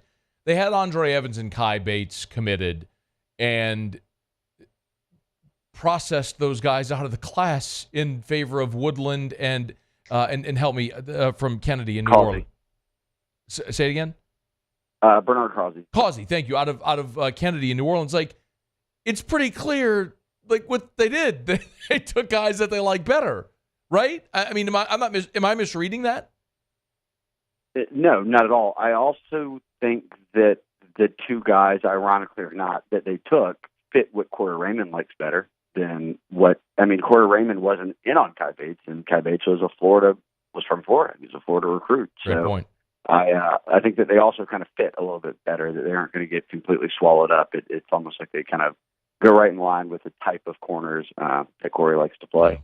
All right, last thing for you. What about, and maybe you did answer this, maybe a guy like Woodland is the answer, like a sleeper in this signing class for LSU? Would that be the answer? Woodland, Causey is another guy who, finishes as a 3-star, but does he end up, giving you real reps at corner, and you end up looking back at how big of an ad it was. For me, Michael Turner coming out of Curtis is intriguing because he was a 4-star, yes, but when you play receiver at Curtis, you're not in that veer, you're not getting a ton. We saw it with Malachi Dupre. You're not throwing up gaudy stats. But then again, there's been a lot of buzz about how good he is at DB. And if they flip him over and play him at corner, and they've got plenty of receivers, and why not at least? We've seen that happen a million times. Jacoby Stevens, Tre'Davious White. I could go on and on of guys who in their first camp did both. If they give him a shot at both, I won't be surprised if he's stuck at corner and then ended up being a good player for them, if not starter. And you would look back and be like, gosh, I completely forgot he was a receiver at Curtis. That'd be my pick. We'll go ahead and clip that one. Look forward to digging that back up. for posterity's sake here in a few years. Shea Dixon on 3, the Bengal Tiger. He's on Twitter at Shea Dixon. Always appreciate it, man. Thank you. Oh, yes, and if Michael, if you're listening, I hope Matt didn't just jinx it there. So thank you for that. I have a want to do that. All right, thank you, Shea. We appreciate it. All right, I'll talk to you next week. Later, man. That's Shea Dixon. It's AFR. We're brought to you by the Williamson Eye Center, 924-2020, 924-2020. If you want to see 2020, call 924-2020. You may be listening in New Orleans. You may be listening to Lafayette, Lake Charles, Alex. Maybe you're up in North Louisiana. Maybe you're in Mississippi or Houston, wherever you may be. Listen, if you're going to have refractive surgery, why not choose the best? It's worth a short drive. I mean, obviously, our greater Baton Rouge area audience will trust Dr. Blake Williamson at the Williamson Eye Center. But, I mean, I can't tell you how many times I've had the conversation with Dr. Blake about clients, patients who have come from all over Louisiana and out of state to see him based on our reference here, our referral here, our endorsement of the Williamson Eye Center. Trust your eyes to the very best. The Williamson Eye Center, 924-2020. If you want to see 2020, ditch those contacts and glasses forever. The Williamson Eye Center can help. 924-2020 or williamsoneye.com. Okay, y'all, it is after further review. We're pumped to have you aboard with us. A ton to do. Our buddy J-Boy, Jake Crain, will be here at the top of hour 3. Got to talk some LSU hoops as the Tigers are getting ready for Kentucky. And another installment of Bama is Burning is right around the bend. Don't you move. It's AFR. AFR. Buying or selling commercial or residential, there is none better than Darren James. Agent225.com. That's agent225.com. If you are even thinking about selling your home, why would you think about calling anyone other than Darren James? 335-7666, 335-7666, or agent225.com. After all, how many realtors do daily radio ads promoting their listings? Your property, like this one, in Prairieville on Tiger's Eye Stone Avenue. Beautiful home. If you want to go check it out, you can do so right now on any of Darren's social media or at agent225.com. That's agent225.com. Remember, Darren is now partnered with LPT Realty, the fastest growing real estate company ever, literally. Other nationally known companies, it took them 7 to 10 years to reach the number of agents that LPT has reached in 1 year. You want to learn why? Find out. Agent225.com. Think real estate, think Darren James. IU Chrysler Dodge Jeep Ram is taking $17,500 off new 23 1500 Bighorn trucks. We're open for business in our beautiful new showroom and taking $17,500 off new Ram 1500 trucks. All new Bayou vehicles come with a 1 million mile warranty. The crew at Bayou Automotive is going to do right by you. I've been doing business with Luba for 25 years. They're dependable, trustworthy. It's just the attention to detail with our clients. Our folks have years and years of experience. They're highly trained professionals. But many companies have that asset. What I'd like to think makes Luba a bit different is that we use those talents in a way that truly is dedicated to serving the needs of the folks who depend on us.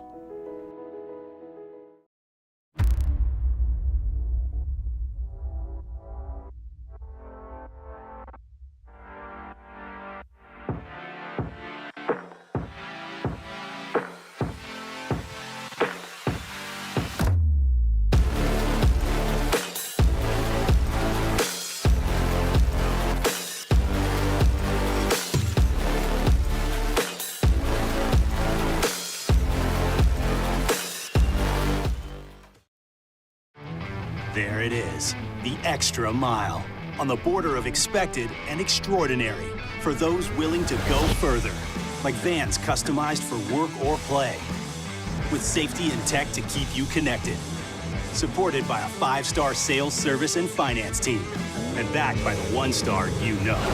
So go the extra mile. It's never crowded, because so few have what it takes to go there. Mercedes-Benz Vans.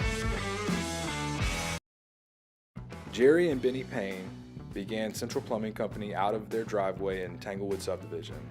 50 years later and 4 generations down the road, we continue to serve Baton Rouge and the surrounding areas for all of their plumbing needs.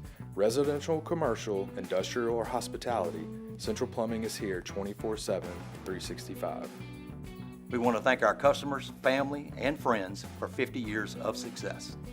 And looking forward to 50 more. Dylan Cruz here to tell you about Six Rings Baseball and Softball Camp. If you live on the North Shore and play ball, go to Six Rings Camps with former LSU assistant coach Dan Canaveri. His knowledge is second to none, and your child will improve and have fun doing it. Camps were held at Coquille Park and Six Rings Academy in Covington with 4 sessions over the summer. Full day and morning only sessions are available from ages 7 to 13. Go to sixringsbaseball.com or call 985-206-9096. Learn the game to love the game. At Relief Windows, we're more than windows. We're windows, doors, hardy plank, and vinyl siding. But our number one product is always customer satisfaction.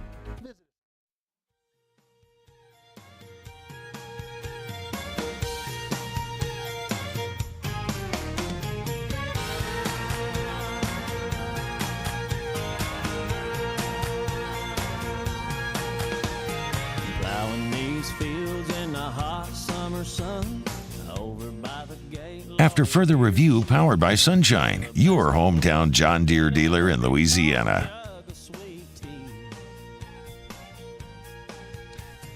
Dennis Allen is going to be on the NFL Network tonight. James Palmer over at NFL Network posted a video clip just a bit ago from an interview that DA did on, I'm trying to get the name of the show.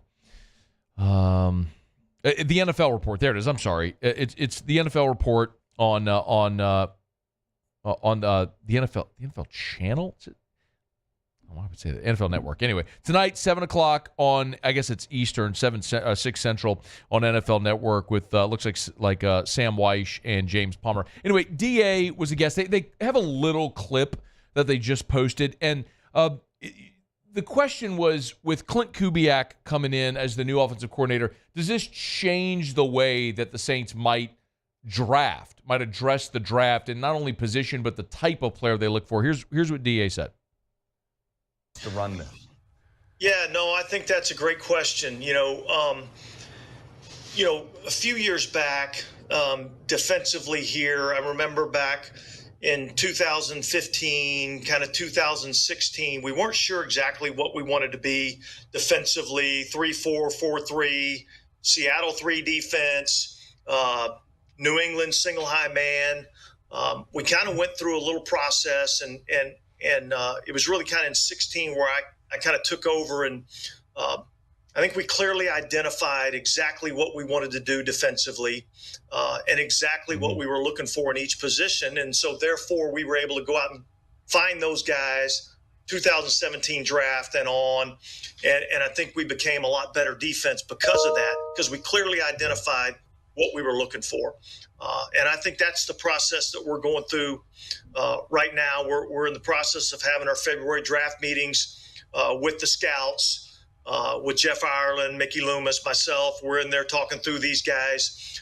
And we had a chance to get the offensive coaching staff in here over the weekend and really sit down with the scouts and with the people in the draft room and kind of go through, look, this is what we're looking for at the quarterback position. This is what we're looking for in an offensive tackle. This is what we're looking for at the receiver position. So I think that's been great for our group, and I think we'll have to continue to have those discussions as we go throughout this draft process, and really not just the draft process, but free agency also. I actually really love that answer. I know this is going to blow your mind because I'm going to say I really like something that Dennis Allen said, but I really like that answer. So much of this obviously is going to be execution and not about rhetoric and what you say in an interview, but he's completely right in this sense. The Saints defensively had to figure out what they were going to be. You went from Greg Williams to Steve Spagnuolo for a year during Bountygate.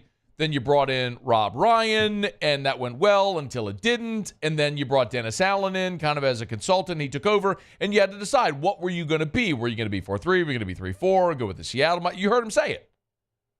And effectively, they had those meetings when he took over as defensive coordinator, and they changed the way that they refined, I guess I should say, the way they approached defense and how they drafted defense and what they targeted free agency. And clearly it worked. Dennis Allen was a great defensive coordinator for New Orleans. That is inarguable. I mean, a big part of the reason the Saints got over the hump in those back-to-back-to-back 7 and 9 seasons was Dennis Allen, the defensive coordinator. Nobody's ever argued against that. A great defensive mind in the NFL. The question has always been, can he be a successful head coach? But maybe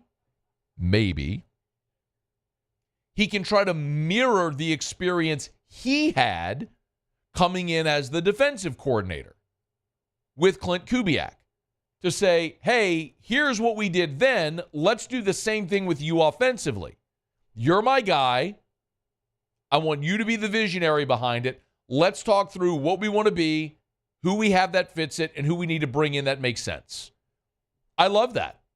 I love that idea because it worked on the other side of the ball. Now, clearly, the different variable is two majorly different variables. Number one, you had Drew Brees. You don't anymore. And two is you had Sean Payton, which you don't anymore. But Payton handled offense and he let Dennis Allen handle the defense. Maybe in this situation where Dennis Allen will handle the defense, he can hand over the reins to Kubiak and say, go build an offense. And he's already done that with the staff. He's let Kubiak bring in guys that he has worked with in the past or guys that have been familiar with Derek Carr. At least conceptually, bare minimum, conceptually, I like what he's doing. It makes sense. Now, is it going to result in more wins? Is Derek Carr going to be all of a sudden a Pro Bowl caliber player? Is Dennis Allen going to be a really great, savvy leader and head coach? I have my serious doubts. You know how I feel about that. But the processes they're putting in place, it makes sense what they're doing. Like, I like what structurally they are doing right now. And I hope it does work. And you got some great opportunities here with free agency and the draft ahead to try to remake this offense. Yeah, there are spots you have to address defensively, but who are we kidding? This team is one of the worst offenses in the NFL. So go address those things, rebuild your offense the way Dennis Allen rebuilt the defense into one of the best in the NFL. Maybe you can get where you want to go. Look forward to that full interview tonight on the NFL Network. All right, we're brought to you by South Point Volkswagen, southpointvw.com. New and certified pre-owned in Baton Rouge and online at southpointvw.com, southpointvw.com. They're just the best, man. If you are even thinking about buying a new vehicle, please put Volkswagen on your list. It's the thing that I encourage you to do all the time. They're right there on Airline just north of Highland or southpointvw.com, southpointvw.com. If you want that family vehicle, the Atlas 3-row 7-seater family SUV. Erica drives an Atlas. She's on her second Atlas. I drove an Atlas. Now I drive a Cross Sport. Took out the third row, little shorter back, little sleeker design, depending on if you need the third row or not. Just go test drive one. You can shop them online at southpointvw.com. Remember, the great German engineering without the cost and manufactured right here in the USA at their Chattanooga, Tennessee plant. It's South Point Volkswagen, Louisiana's largest volume Volkswagen dealer. South Point Volkswagen, what's your direction?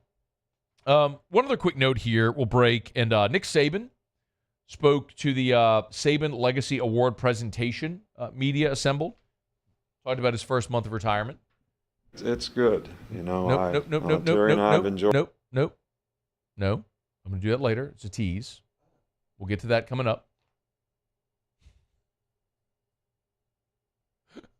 We'll get to that coming up in the next segment. And Bama did land a couple more commits via the portal. So would love to tell you all about them. We'll do that coming up too. But the NFL Pro Bowl games and the NBA All-Star Game ratings are in. And I do like talking about ratings because sometimes it's a reflection of why things happen. Because a lot of people say, oh, the NBA All-Star Game is unwatchable. The Pro Bowl games are terrible. Why would I watch? So just as a for instance, Pro Bowl games drew 5.79 million viewers. And the NBA All-Star Game drew 5.5 million viewers.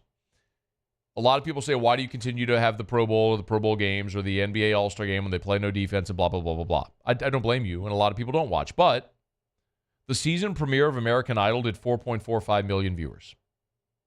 The People's Choice Awards on NBC did 2.91 million viewers.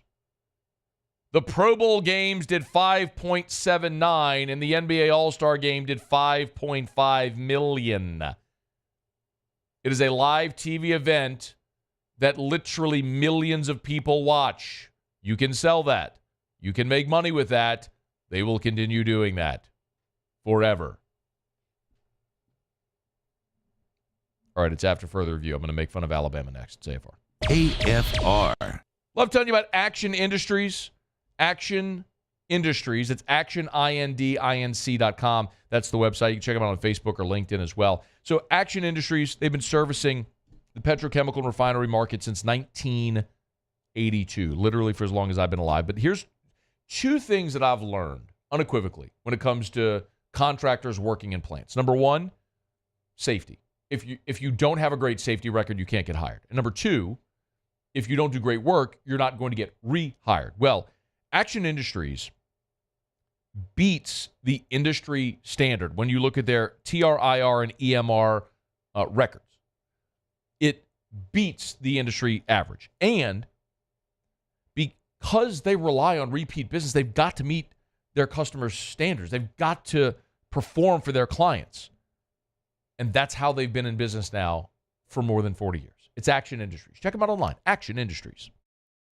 Bayou Ford has new 23 Ford F-150 STX trucks for only $39,995. $39,995 plus 1.9% financing for 72 months. And all new Bayou Ford vehicles come with a 1 million mile warranty. The crew at Bayou Ford is going to do right by you. The Windsor Senior Living Community in Mandeville, Louisiana is a beautiful, vibrant apartment community geared towards seniors. They are nestled right in the heart of Mandeville, where seniors live a more carefree lifestyle in spacious apartments with the peace of mind that comes from having a little extra help. Call the Windsor at 985-624-8040 to schedule a lunch and tour. Come see how the Windsor can be your passport to peace of mind. Breck teamed up to reimagine your parks, and you imagined big. With your help, we went to work, creating 12 beautiful community parks across the parish. A family-sized water park, miles and miles of trails, and parks just for your dogs. There are more places to splash, to explore, to run wild, and even soar. You imagined, we delivered. Gold. Breck, your #1 park system in the nation. I've been doing business with Luba for 25 years. They're dependable, trustworthy. It's just the attention to detail with our clients. Our folks have years and years of experience. They're highly trained professionals. But many companies have that asset. What I'd like to think makes Luba a bit different is that we use those talents in a way that truly is dedicated to serving the needs of the folks who depend on us. Electricity is all around us, and our families depend on it. Every day is sparked by the power of a cold drink or a warm meal, a movie night, and a comforting light at the end of a dark hallway. From sunrise to sunset, playtime to bedtime, our team is ready to take care of your electrical needs, even in the case of an after-hours emergency. The light in your life shines brighter with Mr. Electric. Hey, it's Matt Moscona. For years, you've heard me tell you about Insurance Network of Louisiana, helping you find better coverage for less money. But it's not just for your home and auto. They also offer commercial properties. So, retail stores, professional offices like doctors, dentists, attorneys, clothing boutiques. Insurance Network of Louisiana can find you better coverage for less money. They service the entire state of Louisiana, and they're local. So call today at 293-0450 or lainsurance.net. Gulf Coast Bank and Trust is giving our customers the power to bank anywhere, anytime during this challenging event. And we're right there with you. Our mobile banking app. We ride back and forth till we run out of light. Take it to the barn, put it up for the night. Climb up in After further review, powered by Sunshine, your hometown John Deere dealer in Louisiana. It's good. You know, Terry and I have enjoyed our time together, and got a little more time for family, get to see grandkids a little more, and it's been really, really good. Played a little more golf. So that's not good, but it's fun. Sounds good, doesn't he? Doesn't he sound relaxed? Don't you love it? Doesn't Nick sound more relaxed? Doesn't he? He does, especially with the media. He's laughing. You got to laugh. He got to did. chuckle. Look, he's part of the media now. That's true. He's got to be a little more gregarious. He's got to be a little more inviting. I played a little more golf. Not sure that's a good thing. Look, he was asked, hey, you going to pick against Alabama? Hey, look, you got to get these kicker questions now, right, Nick? You going to pick against them on game day? I've tried to steer away from picking people. I think I'm going to have to do that now. But I don't know that you always have to pick the team you think is going to win. You're allowed to have a spiritual feeling about who you like and who you want to win. So, Nick, I think it'll be a lot of fun, though. Hey, look, we've seen the old Sunshine Scooter pick Navy every year, right, in the Army-Navy game. Corso coached at Navy. Every year he picks Navy, brings out the old Navy robe that he gets to wear. You know what I mean? Sure. Nick will probably wear his 7 championship rings when he goes out there to on game day and Bama's play. Maybe he'll have all that crimson blazer. Who could blame him, right? If Corso gets to put his Navy robe on, why would anybody fault Nick for being out there? You know what? They even asked, this was at the Saban Legacy Award presentation. And they asked old Nick his early impressions of his successor there, Kalen DeBoer. Here's what he said. I really haven't been around. I really try to stay arm's length. I don't want anybody to think I'm looking over their shoulder. I think he's hired a good staff, and I think he's a good man. I think he's a good coach, and I think he'll do a really good job. Yeah. You want to know my opinion, Muse? Why Nick hasn't been around? I'd love to. Yeah. Because he doesn't want to watch Kalen DeBoer tear down everything he spent the last 2 decades building.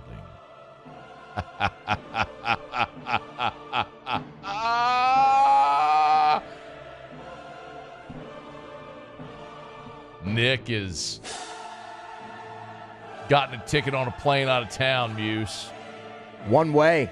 Playing golf in a palatial estate somewhere far, far from the plume of smoke that continues to hover over Bryant-Dennehy Stadium. You know what? What? You thought after that initial kaboom! When Nick Saban left, the bomb exploded. The mushroom cloud swelled over Tuscaloosa. A giant gaping hole right in the center of Bryant-Dennehy Stadium swallowed up more than 30 Alabama football players into the transfer portal. The likes of Caleb Downs, Julian Sayin, some of the best players on that Alabama roster, their best defensive back, their best receiver, their 5-star quarterback, all gone. And do you know what Alabama fans have done to respond, Muse? What's that? They make taunts about basketball wins now. Shout out Nate Oates. Can't wait for him to leave next. That's coming. And you might remember. Oh, we've celebrated the destruction. Oh, we've celebrated the flames that have engulfed the entire city of Tuscaloosa as crimson tears have rained down upon the collective college football consciousness, and we have all bathed in their tears because for 17 years they urinated on our collective head, and now the turns have tabled. The tables have turned, that is. It's your turn to burn. You might remember, Tide fans, that I sat in this very chair at this very microphone with that very fire graphic behind me, and I told you point blank, oh, Alabama's gonna sign players out of the portal. They're not gonna field a team with 40 scholarship players. If you don't remember what I said, here it is. Alabama's not gonna play with 40 scholarship players next year. They're going to get commitments. And commitments they have gotten, Muse. Look at that. I don't know if you noticed, but we talked about it back in the day. They brought in some offensive lineman from Washington, Parker Brailsford, who is a no-star who redshirted at Washington, replacing a fifth-year senior starting center, a 3-year senior starting center. Who would you rather have? 3-year starting center. Yeah, at Alabama. Yeah. Not the guy who redshirted at Washington. Yeah, I want the guy who was on the field. Yeah. Oh, Muse.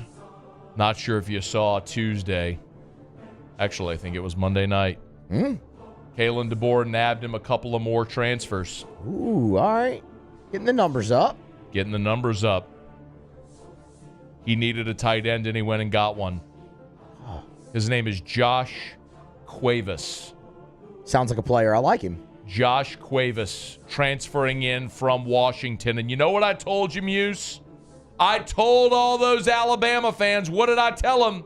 I said, as this goes along, I'm going to go player by player, and I'm going to point out side by side every player you lost and who you're bringing in to replace him, and what will reveal itself is that your roster is a shell of what Nick Saban spent 20 years building, and here's a great example of it.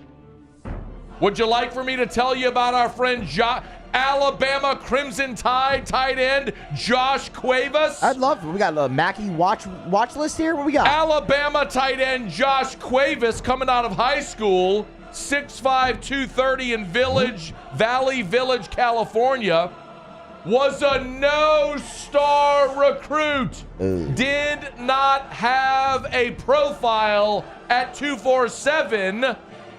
Went to Cal Poly and then transferred to Washington. A year ago, Josh Cuevas did play in all 15 games, Muse, but in those 15 games, 4 catches for 164 yards and a score. Does that sound like an Alabama tight end? No, it doesn't, and I'll tell you why. Here's Alabama's recent tight end recruiting history. Ty Lockwood, the number 4 tight end in the country. Amari Niblock, the number 8 tight end in the country. Caden Clark, the 6th best tight end in the country. Jaleel Billingsley, he stunk, the 11th best tight end in the country. Major Dennison was 8th. Kendrick James was 9th. Irv Smith was 6th. Miller Forrestall 11th. O.J. Howard, the number 1 tight end in the country. And Alabama's got a tight end that didn't even have a recruiting profile at 247. By the way, the guy you lost, Amari Niblock, he's going to Texas. 20 catches, 327 yards, and 4 scores last year. He's good enough to go play for Steve Sarkisian now at Texas. And you know who you have, Alabama? Josh Cuevas. 4 catches at Washington. A no-star recruit. In what world, in what reality would Alabama ever have a no-star recruit at tight end? I'll tell you where. A reality where Nick Saban is no longer the coach, where your reign of terror is over, where your roster is going to look more like Kentucky than Alabama. Oh. But I'm not done, Muse. They got another one? They got another one. They needed a safety. I'm not sure if you heard. Heard. But Caleb Downs left. He gone. And I thought, Muse, maybe I might be wrong about this one. Maybe I'll have to eat my words about this one because Kalen DeBoer went up to Ann Arbor. Oh. He went to the defending national champions, the Maize and Blue, the Big House. And he nabbed Keon Sabb out of Ann Arbor as a safety transfer. And I thought to myself, well, that might be a pretty good get there. After all, Keon Sabb has a ring. He does. Have you ever heard the name Keon Sabb? I have not. That's because Keon Sabb, in 2 years in Ann Arbor, has 28 tackles and only 5 games started in 2 years. Keon Sabb was a backup at Michigan. As a transfer, he's the 4th best safety. You want to know who the best transfer safety in the country is this year? I think I have a pretty good idea of who that is. Who is it? know who it is. Would it be Caleb Downs, the 5-star number 1 safety in the country coming out of high school, the 8th best player in the country coming out of high school, the freshman All-American Caleb Downs, the freshman All-America Caleb Downs, the first-team All-American from Pro Football Focus. His 107 tackles were the most by a freshman ever at Alabama, the first freshman at Alabama to lead the team in tackles since at least 1970. And Caleb Downs is now Ohio State safety Caleb Downs, and you've replaced him with a guy who in 2 years at Michigan was a backup and had a total of 28 tackles. The Crimson Empire is burning to the ground. There's not a single spot on the field, not one, where Alabama will be better in 2024 than they were in 2023. Not only is Nick Saban gone, not only is his coaching staff gone, but the standard he set, the depth and talent in that roster has eroded. And Alabama now is going to be fielding players that were no-star recruits coming out of high school.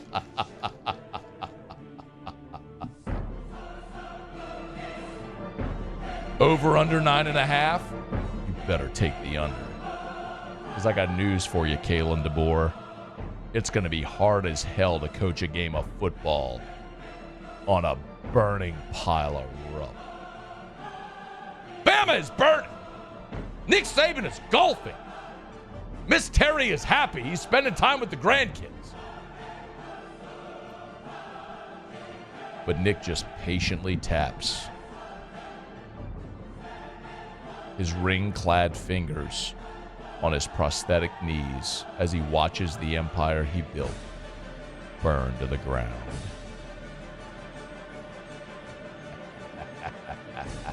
And all you stupid gumps on Twitter, keep throwing out your basketball insults. We'll just keep laughing at you every step of the way. Okay. It's after further review. AFR. Brought to you by Rouse's, the official supermarket of the New Orleans Saints. If you happen to be standing on a burning pile of crimson rubble and you need something cold to drink, you can go get it at Rouse's. Or maybe as the Crimson Empire burns and you want to thank God that the reign of terror is over, and in so doing, honoring your Lenten sacrifice and abstaining from meat on Friday so you eat seafood instead, the best place to go get it. Rouse's.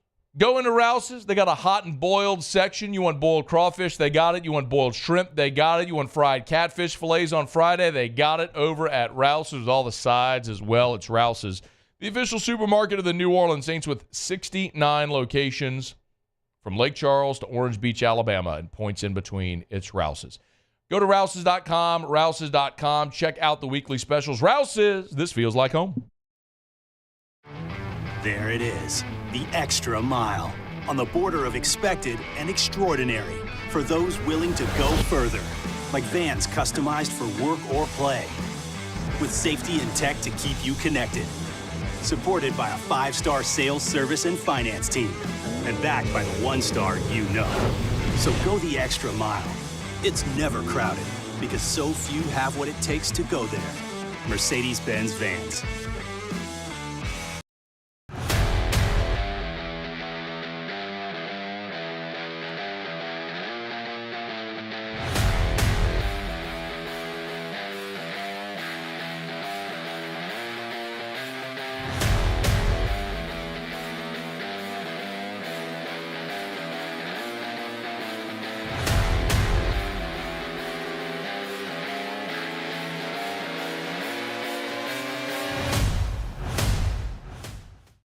Yo, Jake here from my friends over at Community Steel Company located in Gonzales, Louisiana.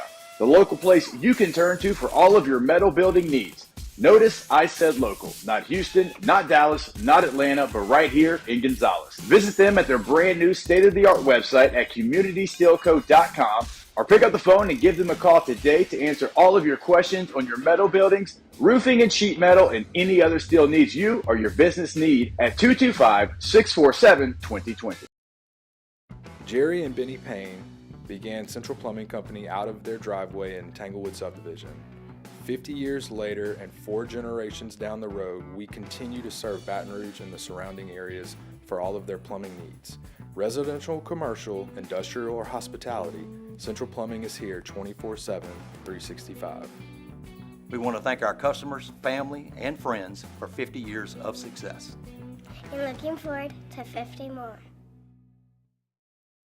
Dylan Cruz here to tell you about Six Rings Baseball and Softball Camp. If you live on the North Shore and play ball, go to Six Rings Camps with former LSU assistant coach Dan Canaveri. His knowledge is second to none, and your child will improve and have fun doing it. Camps were held at Coquille Park and Six Rings Academy in Covington with 4 sessions over the summer. Full day and morning only sessions are available from ages 7 to 13. Go to sixringsbaseball.com or call 985-206-9096. Learn the game to love the game. Breck teamed up to reimagine your parks, and you imagined big. With your help, we went to work, creating 12 beautiful community parks across the parish. A family-sized water park, miles and miles of trails, and parks just for your dogs. There are more places to splash, to explore, to run wild, and even soar. You imagined.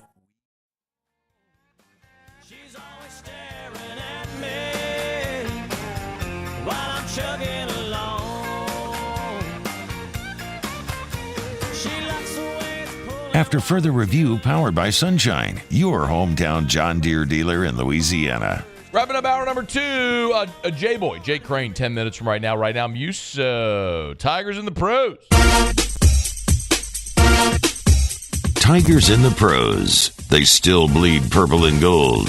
They're just really rich now. Start with a little bit of baseball, shall we? So, obviously, spring training games set to get underway, but everybody's pretty much in camp. Pitchers and catchers reported last week. Let's head out to Nationals camp. Hat tip to Spencer Nussbaum for this video.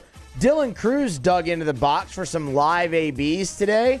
He was facing former Tiger Cole Henry, so a little LSU on LSU action here. And Cruz, first swing of the day, off of Cole Henry. Opposite field, home run to right. Seen him do it plenty of times in the Tiger uniform. Now he's doing it in the National uniform. Look, Cruz stays healthy. He's going to make his Major League debut this summer at some point. I think we all agree with that. I mean, just rocket, opposite field. Tiger on Tiger crime there. You can't really tell that it was a rocket. It's not great video. There was a rocket there. You can't really tell that. Cruz hit it, man. He didn't hit many wall scrapers, Matt, in his time at LSU. Wind could have been blowing out. Nah, it was a rocket. Nope. I see the trees. Wind was blowing out. Yeah, what? You can't tell with the trees. It's bad video, like you said. I can tell the trees are blowing. No, you got to see flags. Got to find flags. All right, NFL news, a little off-season action for you here. Ty Davis-Price, he has a new home. He's going to be part of the Philadelphia Eagles. His agents announced that contract earlier today. It is a reserve future contract, so Davis will be part of the 90-man off-season roster when the new league year begins. 7 games so far in the career for Davis-Price. Of course, the third-round pick of the 49ers. 7 games, 40 carries, 120 yards in those 7 games. And how about this? We learned the highest earning stars, if you want to call them that, in the NBA so far for this season. You know who took the top spot? Ben Simmons. Ben Simmons took the top spot. How about that?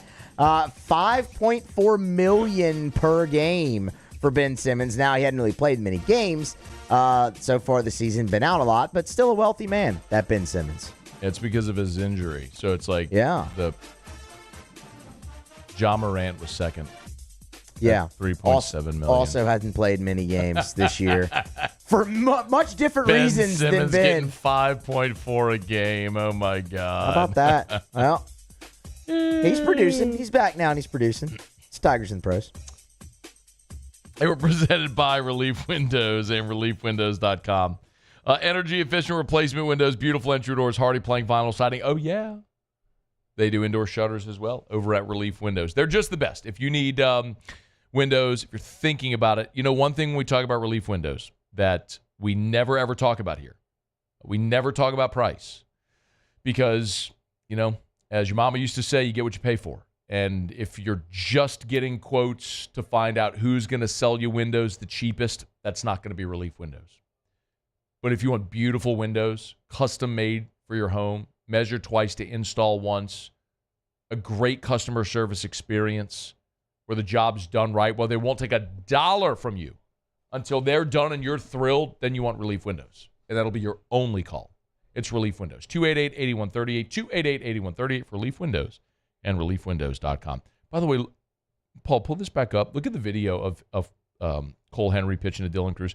Look at the netting behind. Look, it's like that's got to be 50-foot netting behind the fence there and left and toward right center. Look at that. I've never seen anything like that. It looks like a driving range. That's what it looks. It looks like the net at the end of the driving range. Like Topgolf. Yeah, like Topgolf. Exactly. It looks like there's a street back there. I wonder if that's just to keep balls from hitting cars. Maybe. Hour 3 next. AFR. IU Chrysler Dodge Jeep Ram is taking $17,500 off new 23 1500 Bitcoin trucks. We're open for business in our beautiful new showroom and taking $17,500 off new Ram 1500 trucks. All new Bayou vehicles come with a 1 million mile warranty. The crew at Bayou Automotive is going to do right by you. Gulf Coast Office Products is a nationally recognized Saban office equipment dealer based right here in Louisiana. Over 100 employees strong, Gulf Coast has the boots on the ground to support all vertical markets from education, engineering, legal, and finance. With the latest in office technology from desktop to production segment units, Gulf Coast and Saban have the perfect fit for you. Call 225-756-2644. That's 756-2644 for Gulf Coast Office Products. The importance of doing this fortified program and offering it to people down here is, number one, the only real chance you're going to get to do this is when you put on a new roof or build new. And through companies like HUDCO, who's kind of leading the way in this thing, it's going to offer the customers a huge advantage in the insurance market and the price of their insurance. We're not looking to make a fortune off fortifying. We're trying to give you a better product than our competitor at the moment. I'm trying to do something that he can. I'm trying to give you something better.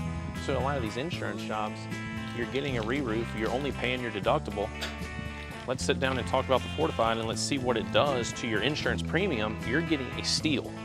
Yeah. You're getting a brand new roof and a fortified certificate for your deductible, essentially. I think we're rocking and rolling.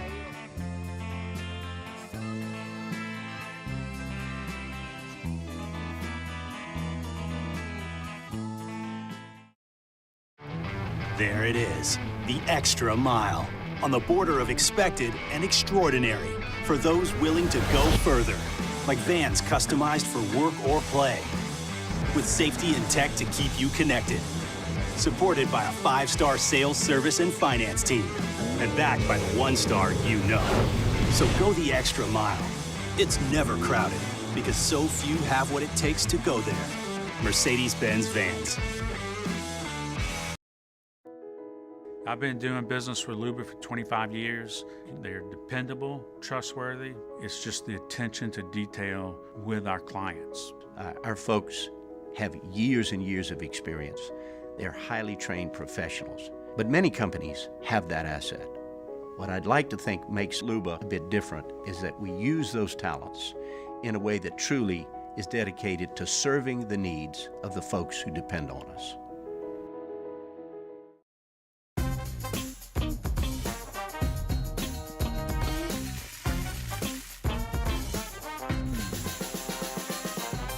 The best kept secret in town is out. Discover Tallulah at the Renaissance Hotel on Bluebonnet.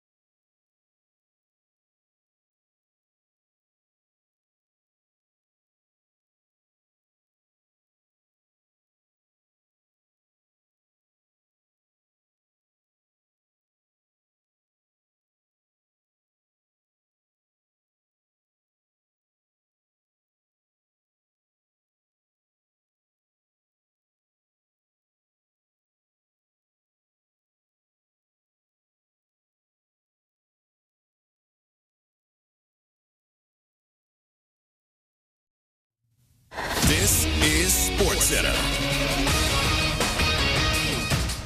I'm Christine Lisi. 2 adults have been charged with murder in last week's shooting after the Chiefs' Super Bowl parade in Kansas City. 2 juveniles were previously arrested on gun-related and resisting arrest charges. 1 woman died and 22 others were injured in the shooting. The NFL franchise tag window opened today. The Chiefs, like so many other teams, facing some big decisions. What to do about defensive tackle Chris Jones and cornerback L'Jarius Sneed, both with expiring contracts. KC, though, does have some leverage here, believes ESPN's Jeff Darlington. They have shown now that they are a dynasty, and dynasties morph into whatever they need to win a Super Bowl. I don't believe that Chris Jones or anybody other than Patrick Mahomes is essential to this team going back to the Super Bowl once again. They just have to decide what their identity is going to be and commit to that. The tag deadline is 4 Eastern on March 5th. College Football Playoff Board of Managers unanimously approved a new 12-team format, guarantees the 5 highest conference champions plus the next 7 highest-ranked teams in the expanded playoff field this fall. ESPN Radio is presented by Progressive Insurance, making it easy to save money. When you bundle your auto policy with home, condo, or renters, you'll earn a multi-policy discount. Easy to bundle, easy to save. Visit Progressive.com. Matt Moscona. I'm very important. After further review. Say it one more time. After further review with Matt Moscona. And here we go. Live from the Mercedes-Benz of Baton Rouge Studios. Let's ride.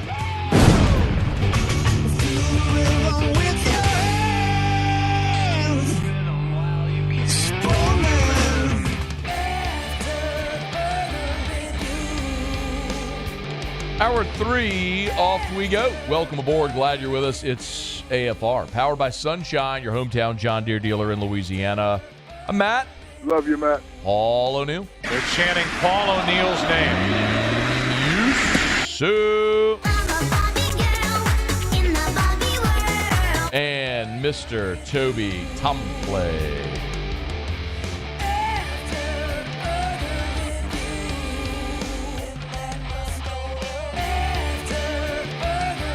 All right, we're here. Glad you are as well. Get out there, make it a good one. 5 o'clock, quitting time. Glad you are driving home with us. Always glad to have our side piece along for a couple of minutes. Jay Crain from Crain & Company. How are you, dude? Man, I'm going to be honest. I'm a little down right now, Matt. Oh, no. Why? Well, I've been into this show, Masters of the Air, because I got, like, this Apple TV, like, 3-month, like, trial thing. And it's by the same guys who made Band of Brothers, but it's like about, obviously the airplane battles that went on. And it only releases every Friday. Man, it's 2024. Put all the episodes out. Like, why am I having to wait? I mean, it's high-class problems around here, but I'm still not happy about it. Yeah, I get it. I feel like I could reply in kind, but it would lead us down a path that would take up this entire conversation. But what the hell am I doing anyway? Yeah, I have no idea what Band of Brothers is or whatever the airplane show that you said is or anything like that. I just watched Suits, and that's been over for like a decade, and I just saw it because my wife made me watch it. Well, I feel like we're at the first step of me, helping you out, which is when you admit that you have a problem. Like, at the end of the day, you haven't seen Band of Brothers. You got to see it, man. I'm telling you. Everybody out there in the audience right now is agreeing with me. I can promise you that. I don't know a lot, but I do know that. You might be right. You probably are right. But I can also guarantee you there is no chance I watch Band of Brothers. Okay. All right. And it's not because it's a bad show. It's probably great. You're probably right, and I'm probably wrong. I'm just telling you there's virtually no shot that I ever watch that show. Hey, well, look. Hey, one can hope. That's what I'm here for, Matty. That's what one can hope. I would say the same thing about Alabama fans now with Nick Saban gone and their roster entirely gone. How about that? Hey, how bad? Vegas has their win total, right? Their early win total. Vegas has him at 9.5. Are you going over or under the 9.5 for Bama? It feels like 9-3 to me. That's just what it feels like. I mean, look, I'll continue to say that I think Kalen DeBoer, his tenure is going to be defined by the level of freak out that takes place the first time something goes wrong while he's the new head man there. Does that mean they go to Wisconsin and lose? I don't know. You're returning a quarterback that's really talented. We know Alabama has a good roster, but then you get Georgia at home. You know, there's a lot of landmines on that schedule, and he doesn't obviously have the leeway that Nick Saban had. But I don't know. 9-3 sounds right to me, but you know, it's Bama. They've obviously figured out the key to magic. So you know, at this point, it just is what it is. Jake, they lost more than 30 players to the portal. They gained players, no, though, but right? Jake, You got to look at both sides. Right. They lose. I have it right here. I just talked about it. So the tight end. Well, actually, I crumpled it up and threw it away. The tight end that they lost to Texas, Amari. I'm blanking on his last name. Nyblack. Thank you.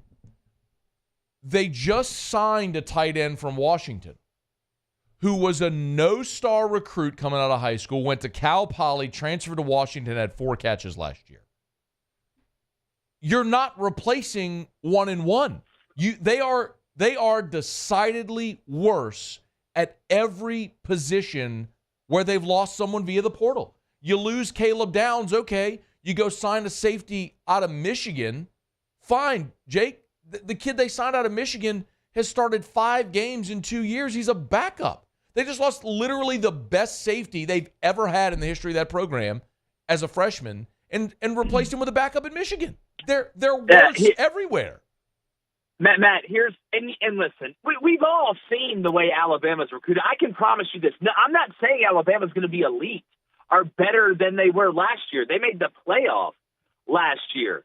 What I am saying is they're still a ways away from not having a really good roster. The question is not, does Alabama have good players?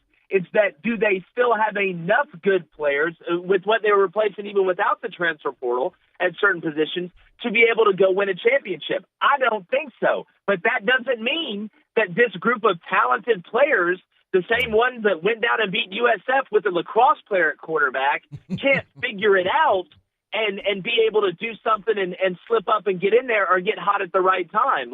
It's just, they're not going to be bad. They're not going to have bad players. So, yeah, they're not going to be the best Alabama team we've ever seen. And, yeah, it's a new coach, new foe, and who dis. But at the end of the day, when you stack that amount of talent on top of each other, yeah, the Jenga can fall a little bit, but as long as some of it's left, they're still not going to be bad. Not enough of it's left, brother. When you look at the and I'd say they're going to be bad, but there's I would bet my life they're not going 10-2. Matt, what do you think they go? What do you think they go? They'll be 8-4, 9-3, somewhere in there. Oh, they go 8-4. There'll be people with pitchforks and torches walking in the mayor's, up to the mayor's house in Tuscaloosa. Can't wait for it, bro. 8-4 would be a disaster. Georgia, LSU, Ole Miss, Auburn. I could see it. I could absolutely see it. Well, LSU's got to tackle somebody. You're right. First. You're 100% right. And by the way, the early odds, the point spread, from the same people that saw LSU not tackle anybody, have LSU a 2.5-point home favorite against Bama. I mean, bro. We're not going to know until I got to see them move around and hit each other. You're right. I'm with you. But the point remains, the talent level at Bama has eroded significantly since Nick Saban left. That's not even debatable. Okay, so look at Jay Crain's with us, Crain and Company. Make sure you're subscribed to us on the YouTube channel. If you're not, why not? You're doing it wrong. Yeah, grow up. Look at when you looked at the win totals that BetOnline put out last week. What else stood out? What was there? Was there one that just jumped off the page at you? First off, shout out BetOnline. Right. That's how we ride over Crain and Company. And there was nothing really that floored me. I tell you what, that Vandy 2.5 total, I kind of like the over on that one. I know everybody fell for it last year. I didn't fall for it, but that one, I'm not saying you go put the 401k on it and hope that Professor X, aka Clark Lee, figures it out. But I think they got enough talent. I like what they did in the transfer portal. I like what they've done. To that coaching staff. I mean, hell, they basically brought in New Mexico State, the most important parts of New Mexico State. So I think that over on 2.5, that's a good play. Auburn is interesting to me, because if I believe it was 7.5, right? Yep, 7.5. That's what it was. Man, God, I typically don't. When it comes to Auburn, I just don't trust Peyton Thorne right now. But I think there's 8 there when you look at the non-conference in the first 5 games at home, including an Oklahoma team with a brand-new quarterback going on the road in the SEC for the first time. That was the biggest surprise to me, Jake, was Oklahoma 7.5. But Matt, do you trust Jackson Arnold yet? Here's what happened. You start a young quarterback like that in the SEC your first year in. This is one of the reasons why Texas is so lucky they're not having to start Arch Manning and he can wait another year while Quinn comes back. He's going to go up and down. He'll have some good and he'll have some bad. But I don't think that win total was as crazy as some people thought, because there's going to be games where he goes into an environment where it's like, you're walking into Mordor, man. They're just orcs just coming out of the mud. It is what it is with young quarterbacks. He's on Twitter at Jake Crain _. Give him a follow. Thought on LSU, 9.5? God, I'm still pissed at y'all for just wasting that incredible offense last year. You're pissed. I know I'm preaching the choir here, but I can join the anger party, or we can all get pissed together. Look, here's what I think. I've liked the moves that Brian Kelly's made. I think they've been smart with it. I feel like the attitude is going to change a little bit, and LSU's always going to have good players. I'm not worried about that. It's just Jaden was able to create and get them out of so many problems with his legs, and everything just turned into a scramble drill. I like Nuss, but he's going to have to go about it a different way. He's going to have to be very surgical. I think he can do it, but if you're asking that offense to recreate what the last year's offense did, it's going to be impossible. But they don't have to if the defense will get their head out of their behind. No, you're right. It is the story, right? It's how much better can the defense be? And is Nussmeier, the offense isn't going to be the number 1 offense in the country, but how much of a step do they take, right? That's really the story of LSU. Be balanced. Be a balanced team. What do you think about the 5-7 with college football playoff, which we got finalized today? Yeah, look, I always thought 8 was the perfect number. I'm worried about what's going to happen to the regular season, because I know they're not going to add games due to quote-unquote player safety. So what happens the more we expand this? But I think if you're going to do the 12-team, the 5-7 is the best way. Obviously, the Power 4 that's left, that conference champion needs to get an automatic spot. Now, that doesn't mean automatic, seeding, right? You can be the conference champion of the 5th highest rated conference and get in, but not be the 5th seed.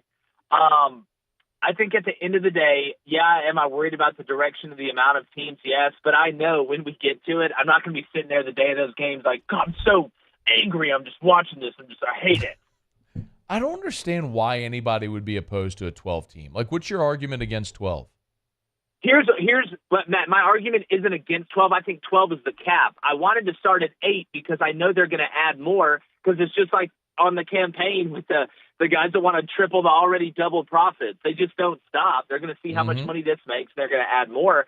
I was hoping maybe we could go from 8 to 12, or maybe from 6 to 8 to 12. But I think once you get past 12, you start messing with the regular season. That's the cap. Because, do you add another bye week during the year or something like that? Sure. You add that on top of a conference championship game. I think they're going to start reducing the amount of regular season games that we get as opposed to increasing it. So that was my only worry past 12, because I know they're going to make a boatload of money and they're not going to want to stop expanding it. Well, they can get rid of conference championship games, and I get it. And all that is, Jake, is a money grab. For 100 years, college football existed. Money grab, yeah. But for 100 years, college football existed without conference championship games. Now we act like we can't have them. They're wholly pointless. You play a regular season to determine your conference champion. You don't need the stupid game at the end of the year. It's solely there as a revenue generator. But if you can replace that revenue with an expanded playoff, then there's your solution. Well, I would like to keep that game if possible, especially now that we don't have divisions anymore. Come on, man. Don't give me my wish and then take away the whole dream, because I think divisions are stupid in conference anyway, but that's a story for another day. Yes. Here's where I'm at on the conference championship game. I love the way that college basketball And college baseball does it. You have a regular season champion, and then you have a conference tournament champion in basketball and in baseball, but they're kind of separate. I don't know if that'd be possible to do in football, but here's the thing. If you're going to get rid of conference championship games, everybody's got to get rid of them. Yeah. It can't be like, oh, well, these two conferences aren't going to do it, but this team's going to do it. And nobody would be more upset about that than Notre Dame. Well, the only league that did a conference championship game was the SEC starting in 92 until the Big 12 jumped aboard, and then everybody started doing it because the SEC proved you could make money doing it. But it wouldn't be hard to eliminate them and get rid of all the stupid games against a group of 5 that nobody wants to see anyway. There's a way to do it, man. What happens if you have end of a regular season, though, and you have 2 SEC teams that both finish undefeated in the league, but they didn't play each other? Awesome. Who wins? Is it co-champs? Don't care. What do you mean don't care, man? If LSU went undefeated, Matt, and you guys were tied with, I don't know, Georgia went undefeated, and y'all didn't play each other, would you want to be like, hey, we won the SEC? Hey, people care about that. Hey, Jake, the Saints and the Bucks were both 9-8 this year. They split a pair of games against each other. They had a tiebreaker that figured out who got to be the division champ and go to the playoffs. There's a bigger goal. The bigger goal is to go to the playoff and win a national championship. So, no, I don't care. I want to go to the playoff and win the because there has to be a mechanism to build a schedule. What do you mean it's not regional anymore? USC and UCLA just joined the Big Ten. I didn't say it had to be regional. I just said I need a mechanism to build a schedule. In the same way that the Saints used to be in the NFC West with the 49ers. The Bucks and the Falcons were the NFC West. You don't think they could build a schedule if nobody was in conferences? I wonder how Notre Dame or any of these independent teams, how they could possibly do it. So what is the mechanism? You call them up and you say, hey, let's play. We are headed that way, Jake. Like, we are not going to have conferences. Like, I've been saying this for more than a decade. It's just now that people are starting to listen and maybe feel the same way. We're going to a day where we're going to have, we're just going to have college football. And you can divvy it up however you want, but the SEC, Big Ten as it exists, that's not going to happen anymore. Like, we're headed for that day. You don't think we're going to 2 super conferences, basically half and half when the Power 5 separates from the Group of 5? You don't think we're going that way? I think that's where we're going. We'll split it however you want to make a mechanism to build a schedule. But the point is, you're not going to have the regional conferences with their own TV deals. You're going to have college football.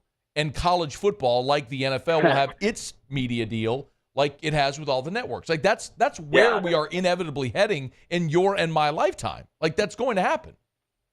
Look, and then we're we'll just let AI take over the rest of it. At that point, but Jake, we're headed to a weird place. I agree. We're headed to a better place where I don't have to spend a Saturday pretending to give a crap about LSU against Nichols, where we don't have to debate things like where dopes in a hotel boardroom in suburban Dallas don't have to debate game control as to who gets to play for a championship, and an undefeated team doesn't even get a swing.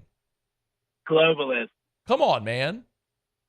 No, look, I do think we're gonna go under some sort of different umbrella, but I don't think that there's going to be the separation will be between, in my opinion, the 2 biggest entities right now in the media rights game with college football, between ESPN and Fox. I think you'll basically have one side by ESPN, one side by Fox, and then after that they'll take on the Klingons for interstellar domination. That's just where we're going. Kind of like how the NFC is with Fox and the AFC is with CBS. Yeah, exactly. I'm ready for it. There's a model that already exists. I'm still going to watch. So am I. I'm still going to watch. It's going to be so much better, too. Make sure you watch Jake and Blaine and Cone on Crain and Company every single weekday there on the Crain and Company YouTube channel. Go subscribe. If you're not yet, you're a bad person is what you are. You are. Everybody's judging you right now, and you don't even realize it. To be continued. You and me. We got a lot more to talk about with this, but I got to go. Thanks so much for the time, as always. You're the best. Hey, appreciate it, Matt. Love you, brother. Hope you're doing well. All right, man. We'll see you soon. That's Jake Crain. It's after further review. AFR. Brought to you by River City's 1 Hour Air, where they're always on time or you don't pay a dime. 752-0001, 752-0001, or 1hourbr.com. Spell it out, O-N-E, 1hourbr.com. It's River City's 1 Hour Air. They're just the best. If you're having any issue at all with your home central AC, your heater, our friends over at River City's 1 Hour Air can take care of it for you. Give them a shout. They'll come out to the house. Remember, they're always on time or you don't pay a dime. The scheduled time to be at your house, if they're 1 minute late, you don't come out of pocket 1 cent. That's their promise to you. Mention the Moscona special. They'll save you $25 on any system repair. They're going to be on time. They're going to do great work. They're always going to treat you right. You're going to feel great about who's coming into your home, which is another part of River City's 1 Hour Air. When a technician's on the way, you'll get a call, an email, and a text alerting you the technician's on their way. Name, photo, reviews of that technician. It's all about doing great work and making you comfortable. It's River City's 1 Hour Air. 752-0001. Bayou Ford has new 23 Ford F-150 STX trucks for only $39,995. $39,995 plus 1.9% financing for 72 months. And all new Bayou Ford vehicles come with a 1 million mile warranty. The crew at Bayou Ford is going to do right by you. Gulf Coast Bank and Trust is giving our customers the power to bank anywhere, anytime during this challenging event. And we're right there with you. Our mobile banking app is a smart way to manage your money and time. Gulf Coast Bank and Trust, the bank that cares about you. Join MMR and ignite your career today. MMR is the largest electrical and instrumentation contractor in the nation, and they're seeking talented individuals to join their team. For over 3 decades, they've been headquartered right here in Baton Rouge, and they have offices all around the globe. And MMR offers a tailored path for both professional and personal development, outstanding benefits, and a dynamic culture. So whether you're an intern, a seasoned pro, or you're just starting out, see what MMR can offer you. Apply at mmrgrp.com. Happy New Year from your friends at Front to Back Boat Service. And what better way to kick off your new year than by taking your boat to the next level? Get the boat of your dreams, and that's where Front to Back comes into play. You want that spot lock trolling motor that's going to keep you right there on the water where you need to be. How about some forward-facing sonar that actually shows you the fish before you even cast? Custom stereo jobs, all of it. Sherman family's been doing it for 38 years. Go to fronttobackboatservice.com. It was a humid day. Barefoot children play, looking for that summer shade. Time just slips away. Oh, Louisiana, some kind of hold on me. Like cypress stumps, your roots are planted deep inside of me. Electricity is all around us, and our families depend on it. Every day is sparked by the power of a cold drink or a warm meal, a movie night, and a comforting light at the end of a dark hallway. From sunrise to sunset, playtime to bedtime, our team is ready to take care of your electrical needs. Even in the case of an after-hours emergency, the light in your life shines brighter with Mr. Electric. Hey, it's Matt Moscona. For years, you've heard me tell you about Insurance Network of Louisiana, helping you find better coverage for less money. But it's not just for your home and auto. They also offer commercial property. So, retail stores, professional offices like doctors, dentists, attorneys, clothing boutiques. Insurance Network of Louisiana can find you better coverage for less money. They service the entire state of Louisiana.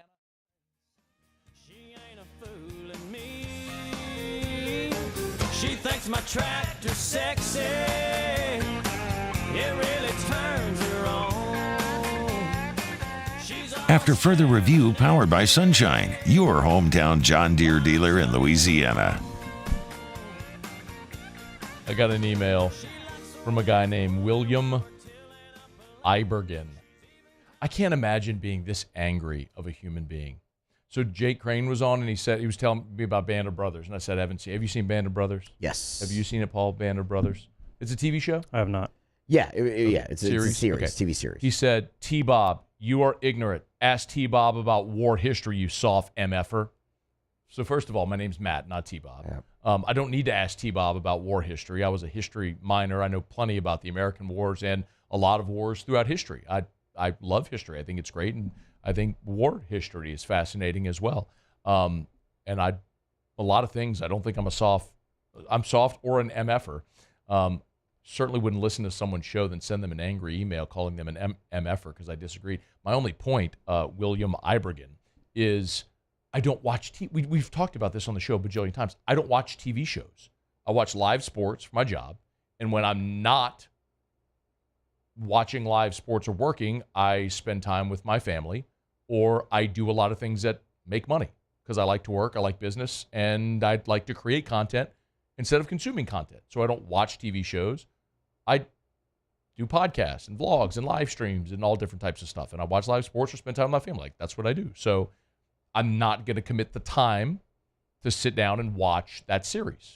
I'm not like, it was a really big thing for Erica to get me to watch Suits, which we finally finished, by the way, Muse. Should have finished it with Mike leaving and moving to Seattle. It should have just finished there. Well, didn't need the next 2 seasons. Good to see Izzy from what you call it. Come on, Katherine Heigl. Is that what we're talking about? Okay, yeah. Grey's Anatomy. Okay, yeah. She was Grey's Anatomy. Izzy. That was back Never seen in my Grey's college days. See, you never seen Grey's Anatomy? I have not. See, that's when you have the age gap. Grey's Anatomy was like the biggest thing. What? Isn't that still going on? Yeah, but like it's not what it was. You have to understand, like, in its time in like 5, 6, 7 thereabouts, maybe appointment viewing. Yes, it was the most massive thing in the world at the time. Anyway, but to William Ibergen, if anybody knows him, give William a hug. EIBERGEN. If you know William Ibergen, someone give him a hug. Call him, text him, just let him know that he's loved, and not to be so damn angry. Could you ever imagine emailing someone calling him a soft MFer ever? No. Like I would. No, I wouldn't do that.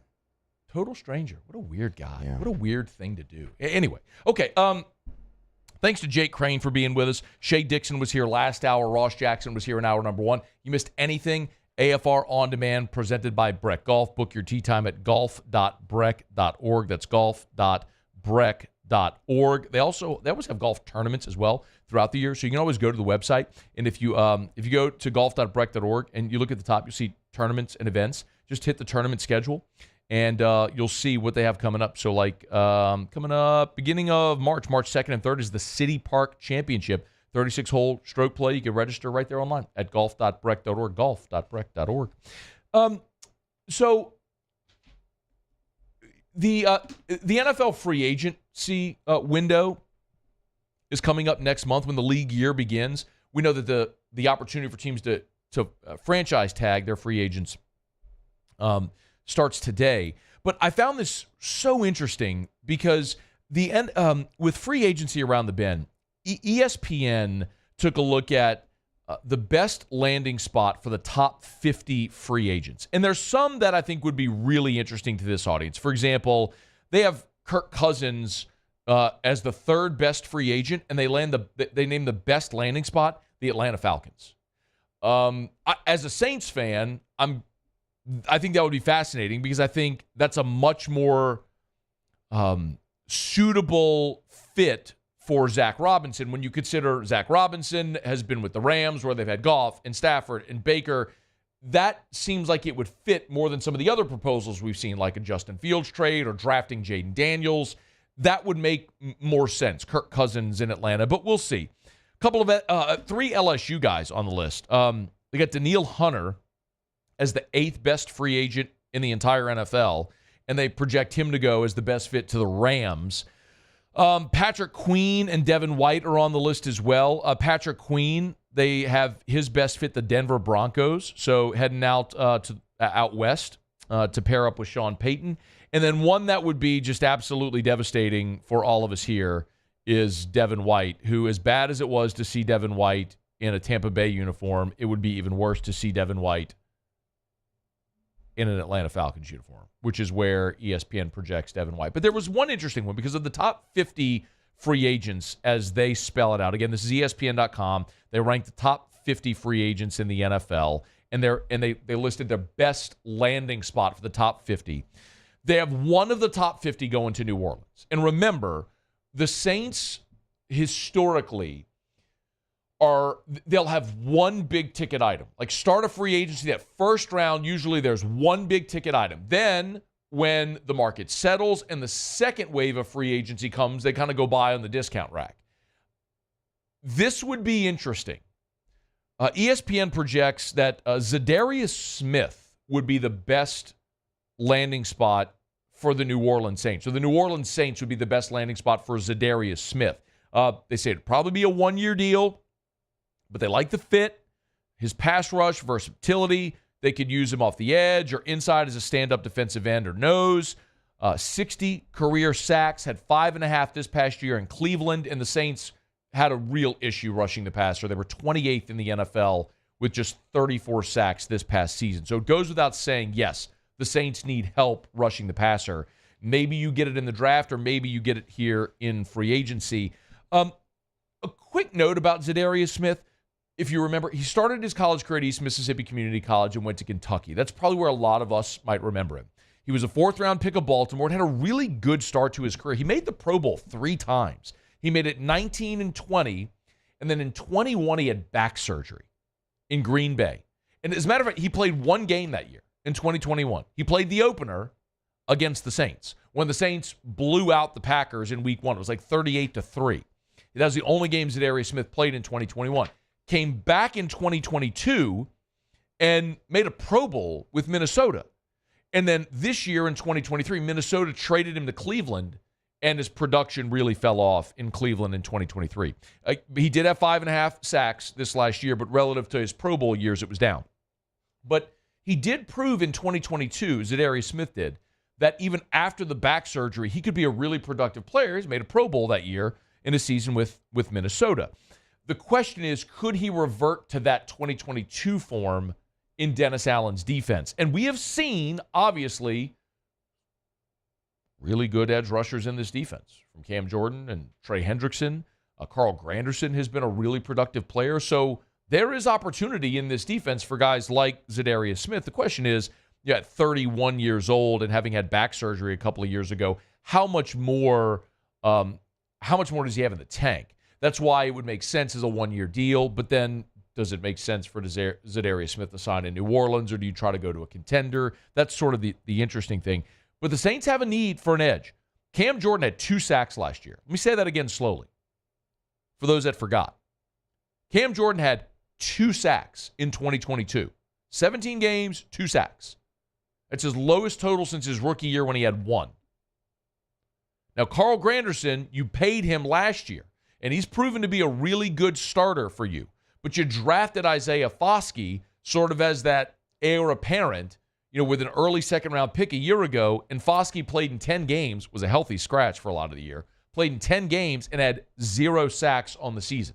So you hope Foskey, you get some return on that draft capital investment. You hope Granderson continues to perform.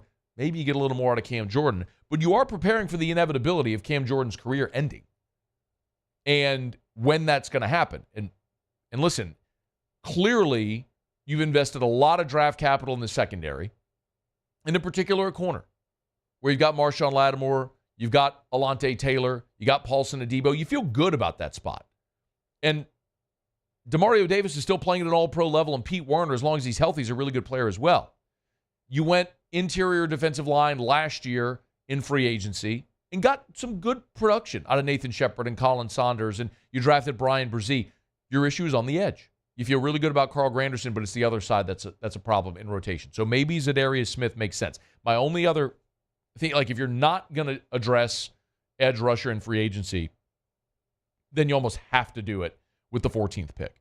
And maybe that means a guy like Jared Verse.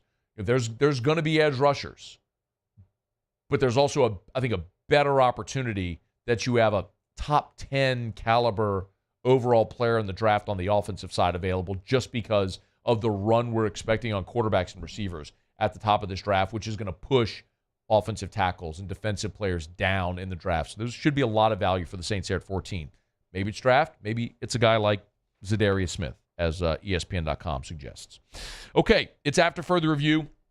We're glad you're hanging out with us here. We'll knock out a quick break, and when we come back... Shea was here about an hour and a half ago, but I do want to give you some thoughts The number one interior offensive lineman in the country for 2025 looks like he's trending toward LSU now. I really just want to pull back and give you some perspective on just how impressive it is what Brian Kelly and Brad Davis are doing with LSU's offensive line right now. We'll get to that next. It's AFR.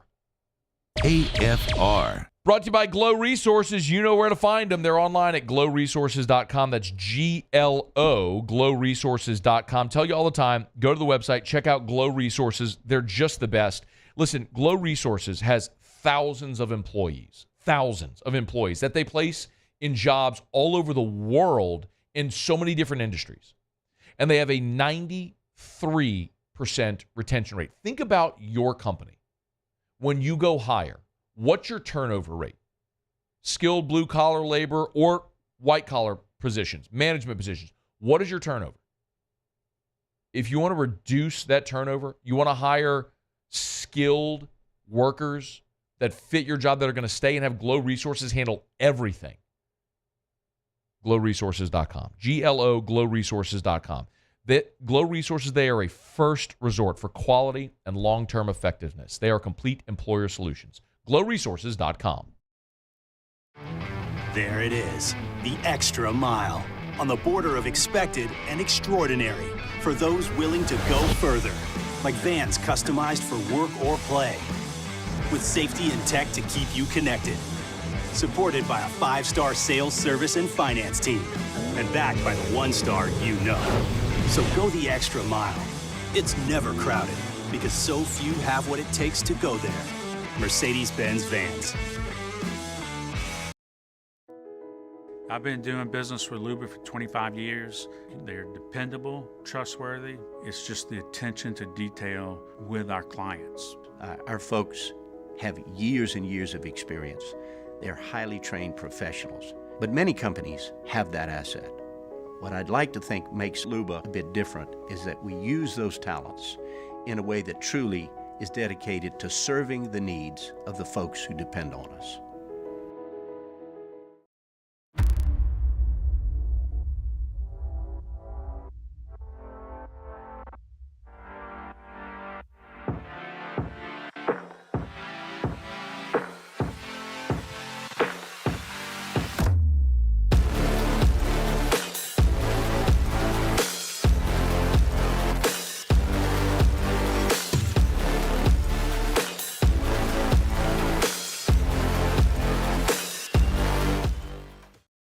Yo, Jake here from my friends over at Community Steel Company located in Gonzales, Louisiana. The local place you can turn to for all of your metal building needs.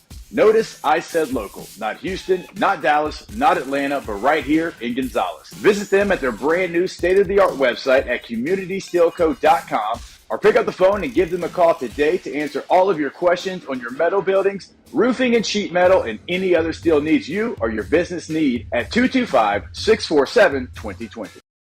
Dylan Cruz here to tell you about Six Rings Baseball and Softball Camp. If you live on the North Shore and play ball, go to Six Rings Camps with former LSU assistant coach Dan Canaveri. His knowledge is second to none, and your child will improve and have fun doing it. Camps were held at Coquille Park and Six Rings Academy in Covington with 4 sessions over the summer. Full day and morning only sessions are available from ages 7 to 13. Go to sixringsbaseball.com or call 985-206-9096. Learn the game to love the game.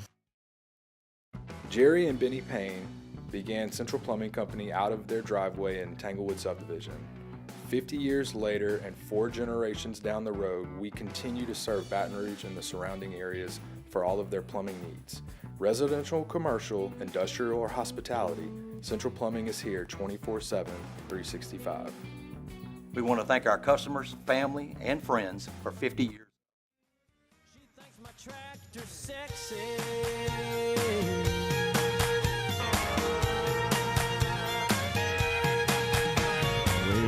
Back and forth till we run out of light. After further review powered by Sunshine, your hometown John Deere dealer in Louisiana. Big shout out to our friends over at Sunshine, sunnyquip.com, sunnyquip.com. They got some great deals right now if you're looking for that tractor or that zero-turn mower. Get them while they're discounted. Sunnyquip.com to learn more. Bunky and below, you want to buy a deer, you're buying it from Sunshine, your hometown John Deere dealer in Louisiana. New and used equipment, nothing runs like a deer. And remember, the Louisiana Sportsman Show coming up March 1st through the 3rd. So next weekend, the Louisiana Sportsman Show. Make plans to be there and check out our friends from Sunshine, your hometown John Deere dealer in Louisiana. Okay, Shea Dixon was here last hour. Would highly recommend you catch that convo if you missed it. Catch it on demand. The LSU is trending toward landing a commitment from the number one interior offensive lineman in America. His name is Micah DeBose. He is out of the Mobile area. Former Georgia commit, decommitted, opened up his recruitment. Ohio State, Bama, LSU, Southern Cal, Auburn, everybody's in on this kid. Brad Davis went and saw him in the Mobile area. They got him on campus earlier in February. And Chad Simmons, who's a national recruiting guy for On3, now has put in his pick for DeBose to commit to LSU, and he's trending in that direction. Anna Adams, one of the national analysts from 247, has also put LSU as the crystal ball for Micah DeBose's commitment. Now, they still got to get it, and then not only have to get the commitment, but keep him through signing day and have him sign and then show up. So there's a long way to go, but they're trending in that direction, which would be another massive get on the offensive line. Again, they still have to get there and get it across the finish line, but what continues to be evident is the job that Brad Davis and Brian Kelly are doing building this offensive line, the unit, and they've done since Brian Kelly showed up on campus.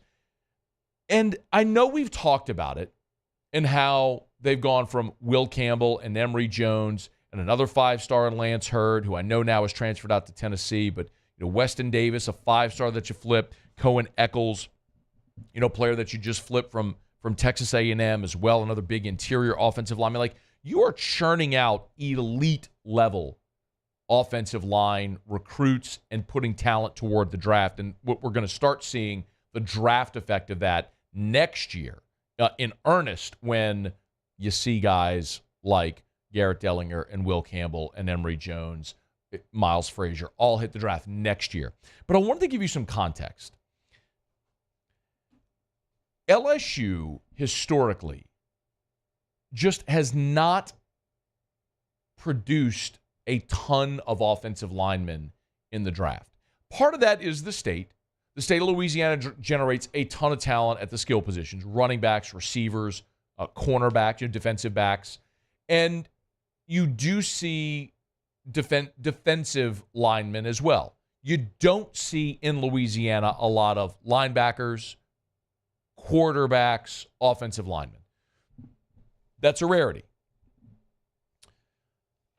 And if you go back and look, the last time that LSU had a first-round offensive lineman, do you know what it is? The last offensive lineman that LSU had drafted in round 1. Y'all, it was Alan Faneca in 1998. Now, the caveat is Lyle Collins in the 2015 draft would have been a first-rounder, but for the controversy that surrounded him leading up to that draft, which was wholly unfortunate. But even still, that would have been 2 in 26 years. That's an incredible number. Not only that, not only have you not had a first-rounder since 2019, in those 26 years, you have had 19 offensive linemen drafted total. That's, hashtag math, less than 1 per year. In those 26 drafts, only 3 times, in those 26 drafts, 3 times, have you had multiple offensive linemen drafted. In 2001, Brandon Winey went in round 6 and Lewis Williams went in round 7. It didn't happen again until 2020. You had 2 decades. Damian Lewis, Lloyd Cushenberry, Sadiq Charles, and then 2 years after that in 2022, Ed Ingram, Austin Deculus, Jason Hines. Yo, that's it. That's your list. The point is, LSU, over the past 25 years, the last quarter century, because Louisiana hasn't produced a bumper crop of elite level offensive linemen, what the program has done is recruited and developed. Go look at some of the great teams. Go look at that 2011 team. You didn't have guys. None of those guys went and got drafted. None of your starters from that dominant 2011 team got drafted. But you had guys that came into the program, developed, stayed, and played together as a cohesive unit. But you did, and it's allowed LSU to win a lot of games. But you just didn't have the high-end elite level talent. And when you think about the thing that has separated programs like Bama was, Georgia is now, it's the line of scrimmage. It's always been the line of scrimmage. Think back to when Nick was in Baton Rouge and you had Chad Lavallee and Marcus Spears and Marquise Hill, and then you went into Kyle Williams and Claude Roten and Glenn Dorsey and Drake Nevis and Benny Logan. My God, like you just had dominant defensive linemen. You haven't had a defensive line All-American since Benny Logan in 2012 on the interior. So you've got to be able to recruit the highest level talent to get back to that. And that's what you're seeing with Brian Kelly, Will Campbell, Emory Jones, DJ Chester, of course, Lance Hurd, who's transferred out, but still is a 5-star you got here. Weston Davis, Cohen Eccles. Now look at what you're building for next year's class already. It's not just bodies that you're bringing in to develop. It's blue chip talent that you haven't seen in this program ever. It's massively impressive what Brad Davis and Brian Kelly are building on that offensive line. Because, again, it's not just good players that you're getting to stay and develop. It's elite blue chip talent, and you're getting bunches of it every year, which is going to make that a dominant unit. And if your offensive line is great, you can run the football, protect your quarterback, it's going to make the engine of your offense go. You don't need me to explain the importance of an offensive line like you're listening to a sports talk show. You get it. But we just haven't seen recruiting at that position at this level. There were so many years Les Miles had high-ranked recruiting classes because it was just flooded with elite-level skill guys, receivers and cornerbacks. Hell, there were years where you just had these gazelles at receiver at LSU, all these 4- and 5-star guys, more than could ever play. But you were deficient in other spots like this. There was the year we always joked about how they had more scholarship kickers than linebackers. Not no more, man. The way they built this roster, the way they're building the offensive line is so impressive. And Micah DeBose could be the next one. All right, it's After Further Review. We're brought to you by Shaw Bills Tire and Auto Service. Otter Locks is coming up. We'll find out what we're betting on tonight. Love telling you about Shaw Bills. Shaw Bills Tire and Auto Service. If you need tires, Shaw Bills is the best. Name brand tires at wholesale prices. No place does it better. And remember, when you buy tires at Shaw Bills, you get the Charlie's Dozen. That's a dozen benefits extended to you and every member of your family, every vehicle in your family when you buy your tires at Shaw Bills. We're talking about free tire rotations, balancing, tire repairs. It's a dozen benefits for buying your tires at Shaw Bills on top of getting name brand tires at wholesale prices. Shaw Bills Tire and Auto Service. Go to ShawBillsTire.com. ShawBillsTire.com. Shaw Bills, where we keep you rolling. All right, y'all, one thing left to do. Otter will be here next. Find out what we're betting on tonight. Stick around. It's AFR. AFR. And if you are going to be getting out and about tonight, you need a place to watch all your college basketball action, maybe some college baseball, whatever it may be. Make sure you get by Pluckers. Nicholson just south of campus, or Bluebonnet right in front of the Mall of Louisiana. The NBA All-Star break will be coming to an end. You want to watch the second half? Watch it at Pluckers. If you love college basketball, you got a couple of SEC games tonight and a lot of other games. Hey, look, there's a game tonight, Iowa and Michigan State, that's on Peacock. If you don't have Peacock, guess what? They'll have it at Pluckers. You want to watch that game? Go tell them, hey, I want to see the Iowa-Michigan State game on Peacock. If there's a game in any sport broadcast anywhere in the world, they'll have it at Pluckers in spectacular high definition with award-winning jumbo chicken wings, ice-cold draft beer, and a full-service bar. It's Pluckers. 2 locations, Nicholson just south of campus, Bluebonnet right in front of the Mall of Louisiana. Dine-in, carry-out, or delivery. Remember, Uber Eats, DoorDash, if you want your wings delivered to your home, your office, whatever it may be, Pluckers has got you covered. 2 locations in Baton Rouge. Remember, it's Pluckers where if you don't like our wings, we'll give you the bird. IU Chrysler Dodge Jeep Ram is taking $17,500 off new 23 1500 Bighorn trucks. We're open for business in our beautiful new showroom and taking $17,500 off new Ram 1500 trucks. All new Bayou vehicles come with a 1 million mile warranty. The crew at Bayou Automotive is going to do right by you.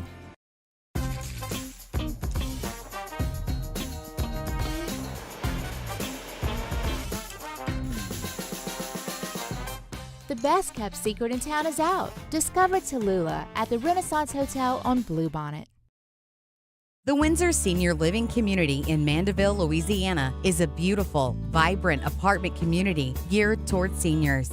They are nestled right in the heart of Mandeville, where seniors live a more carefree lifestyle in spacious apartments with the peace of mind that comes from having a little extra help. Call the Windsor at 985-624-8040 to schedule a lunch and tour. Come see how the Windsor can be your passport to peace of mind. Breck teamed up to reimagine your parks, and you imagined big. With your help, we went to work, creating 12 beautiful community parks across the parish. A family-sized water park, miles and miles of trails, and parks just for your dogs. There are more places to splash, to explore, to run wild, and even soar. You imagined, we delivered. Gold. Breck, your #1 park system in the nation. There it is, the extra mile, on the border of expected and extraordinary, for those willing to go further, like vans customized for work or play, with safety and tech to keep you connected, supported by a 5-star sales, service, and finance team, and backed by the 1-star you know. So go the extra mile. It's never crowded, because so few have what it takes to go there. Mercedes-Benz Vans. I've been doing business with Luba for 25 years. They're dependable, trustworthy. It's just the attention to detail with our clients. Our folks have years and years of experience. They're highly trained professionals, but many companies have that asset. What I'd like to think makes Luba a bit different is that we use those talents in a way that truly is dedicated to serving the needs of the folks who depend on us. Electricity is all around us, and our families depend on it. Every day is sparked by the power of a cold drink or a warm meal, a movie night, and a comforting light at the end of a dark hallway. From sunrise to sunset, playtime to bedtime, our team is ready to take care of your electrical needs, even in the case of an after.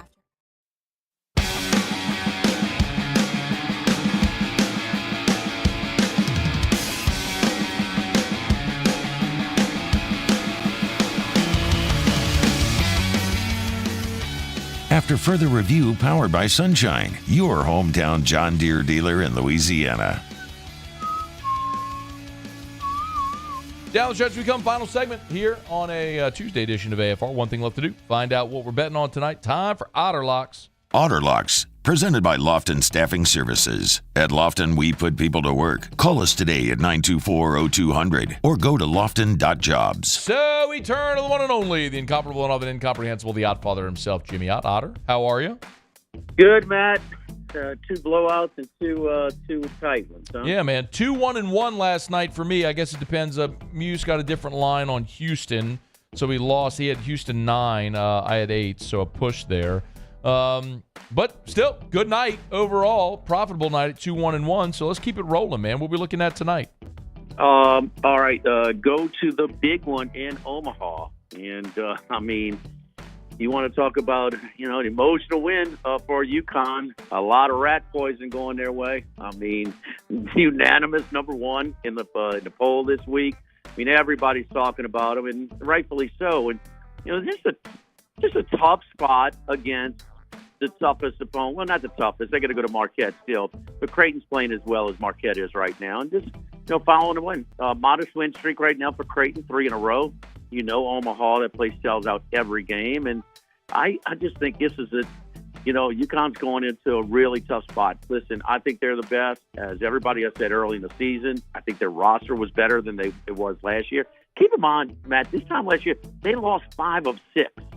6 of 8, and beat everybody by 13 or more in the tournament. Yeah. So this team's not doing that. So that's obvious. But just this spot, maybe they're that good where they can overcome this spot. But I think Creighton, a big situational spot here. If it's, I got 3.5 earlier. I know it's down to 2.5 some places. If it is, of course, buy it up to 3. Yeah, DraftKings is 2.5, so we'll buy it to 3. All right, so Creighton plus the 3. What else we got? Here we go. another one. We're going to go against a team that looked awesome on Saturday. Tennessee beat Vandy by about 100, and now they go to Missouri, who doesn't have a win in the conference so far. 12.5 points on the road, though. A little bit of a sandwich spot here. I got to take Missouri at home in this early SEC game. Looking at 12 at DraftKings. We're good with that number? Yes. 1 minute remaining. Okay. And then my favorite play tonight, this just in, these long road trips, these new long road trips can be taxing on the visitor. And BYU home and away splits are extreme. After getting beat bad by the worst team in the Big 12 on Saturday, bounce back spot for them, laying a very modest number at home. So love BYU back in Provo at -4. BYU -4 at home against Baylor. All right, Creighton +3, Missouri +12, BYU laying 4 at home. All right, Otter, where are you tomorrow? Snow's Seafood and Steak in Gonzales. I'll get on and have lunch with Jimmy and Charlie tomorrow at Snow's. All right, Otter, we appreciate it, man. Good luck tonight. Good luck. All right, we appreciate it. That is the one and only Jimmy Ott. Views, Paulie, I appreciate it. Again, Creighton, Missouri, BYU, the Otters plays tonight. If you miss anything, catch AFR on demand, presented by Brett Golf. Have a great night, y'all. We'll see you tomorrow at 3. AFR. Gulf Coast Bank and Trust is giving our customers the power to bank anywhere, anytime during this challenging event. And we're right there with you. Our mobile banking app is a smart way to manage your money and time. Gulf Coast Bank and Trust, the bank that cares about you. Bayou Ford has new 23 Ford F-150 STX trucks for only $39,995. $39,995 plus 1.9% financing for 72 months. And all new Bayou Ford vehicles come with a 1 million mile warranty. The crew at Bayou Ford is going to do right by you. Join MMR and ignite your career today. MMR is the largest electrical and instrumentation contractor in the nation, and they're seeking talented individuals to join their team. For over 3 decades, they've been headquartered right here in Baton Rouge, and they have offices all around the globe. And MMR offers a tailored path for both professional and personal development, outstanding benefits, and a dynamic culture. So whether you're an intern, a seasoned pro, or you're just starting out, see what MMR can offer you. Apply at mmrgrp.com. Yo, Jake here from my friends over at Community Steel Company located in Gonzales, Louisiana. The local place you can turn to for all of your metal building needs. Notice I said local, not Houston, not Dallas, not Atlanta, but right here in Gonzales. Visit them at their brand new state-of-the-art website at communitysteelco.com or pick up the phone and give them a call today to answer all of your questions on your metal buildings, roofing and sheet metal, and any other steel needs you or your business need at 225-647-2020. Hey, it's Matt Moscona. For years, you've heard me tell you about Insurance Network of Louisiana, helping you find better coverage for less money. But it's not just for your home and auto. They also offer commercial property. So, retail stores, professional offices like doctors, dentists, attorneys, clothing boutiques. Insurance Network of Louisiana can find you better coverage for less money. They service the entire state of Louisiana, and they're local. So call today at 293-0450 or lainsurance.net.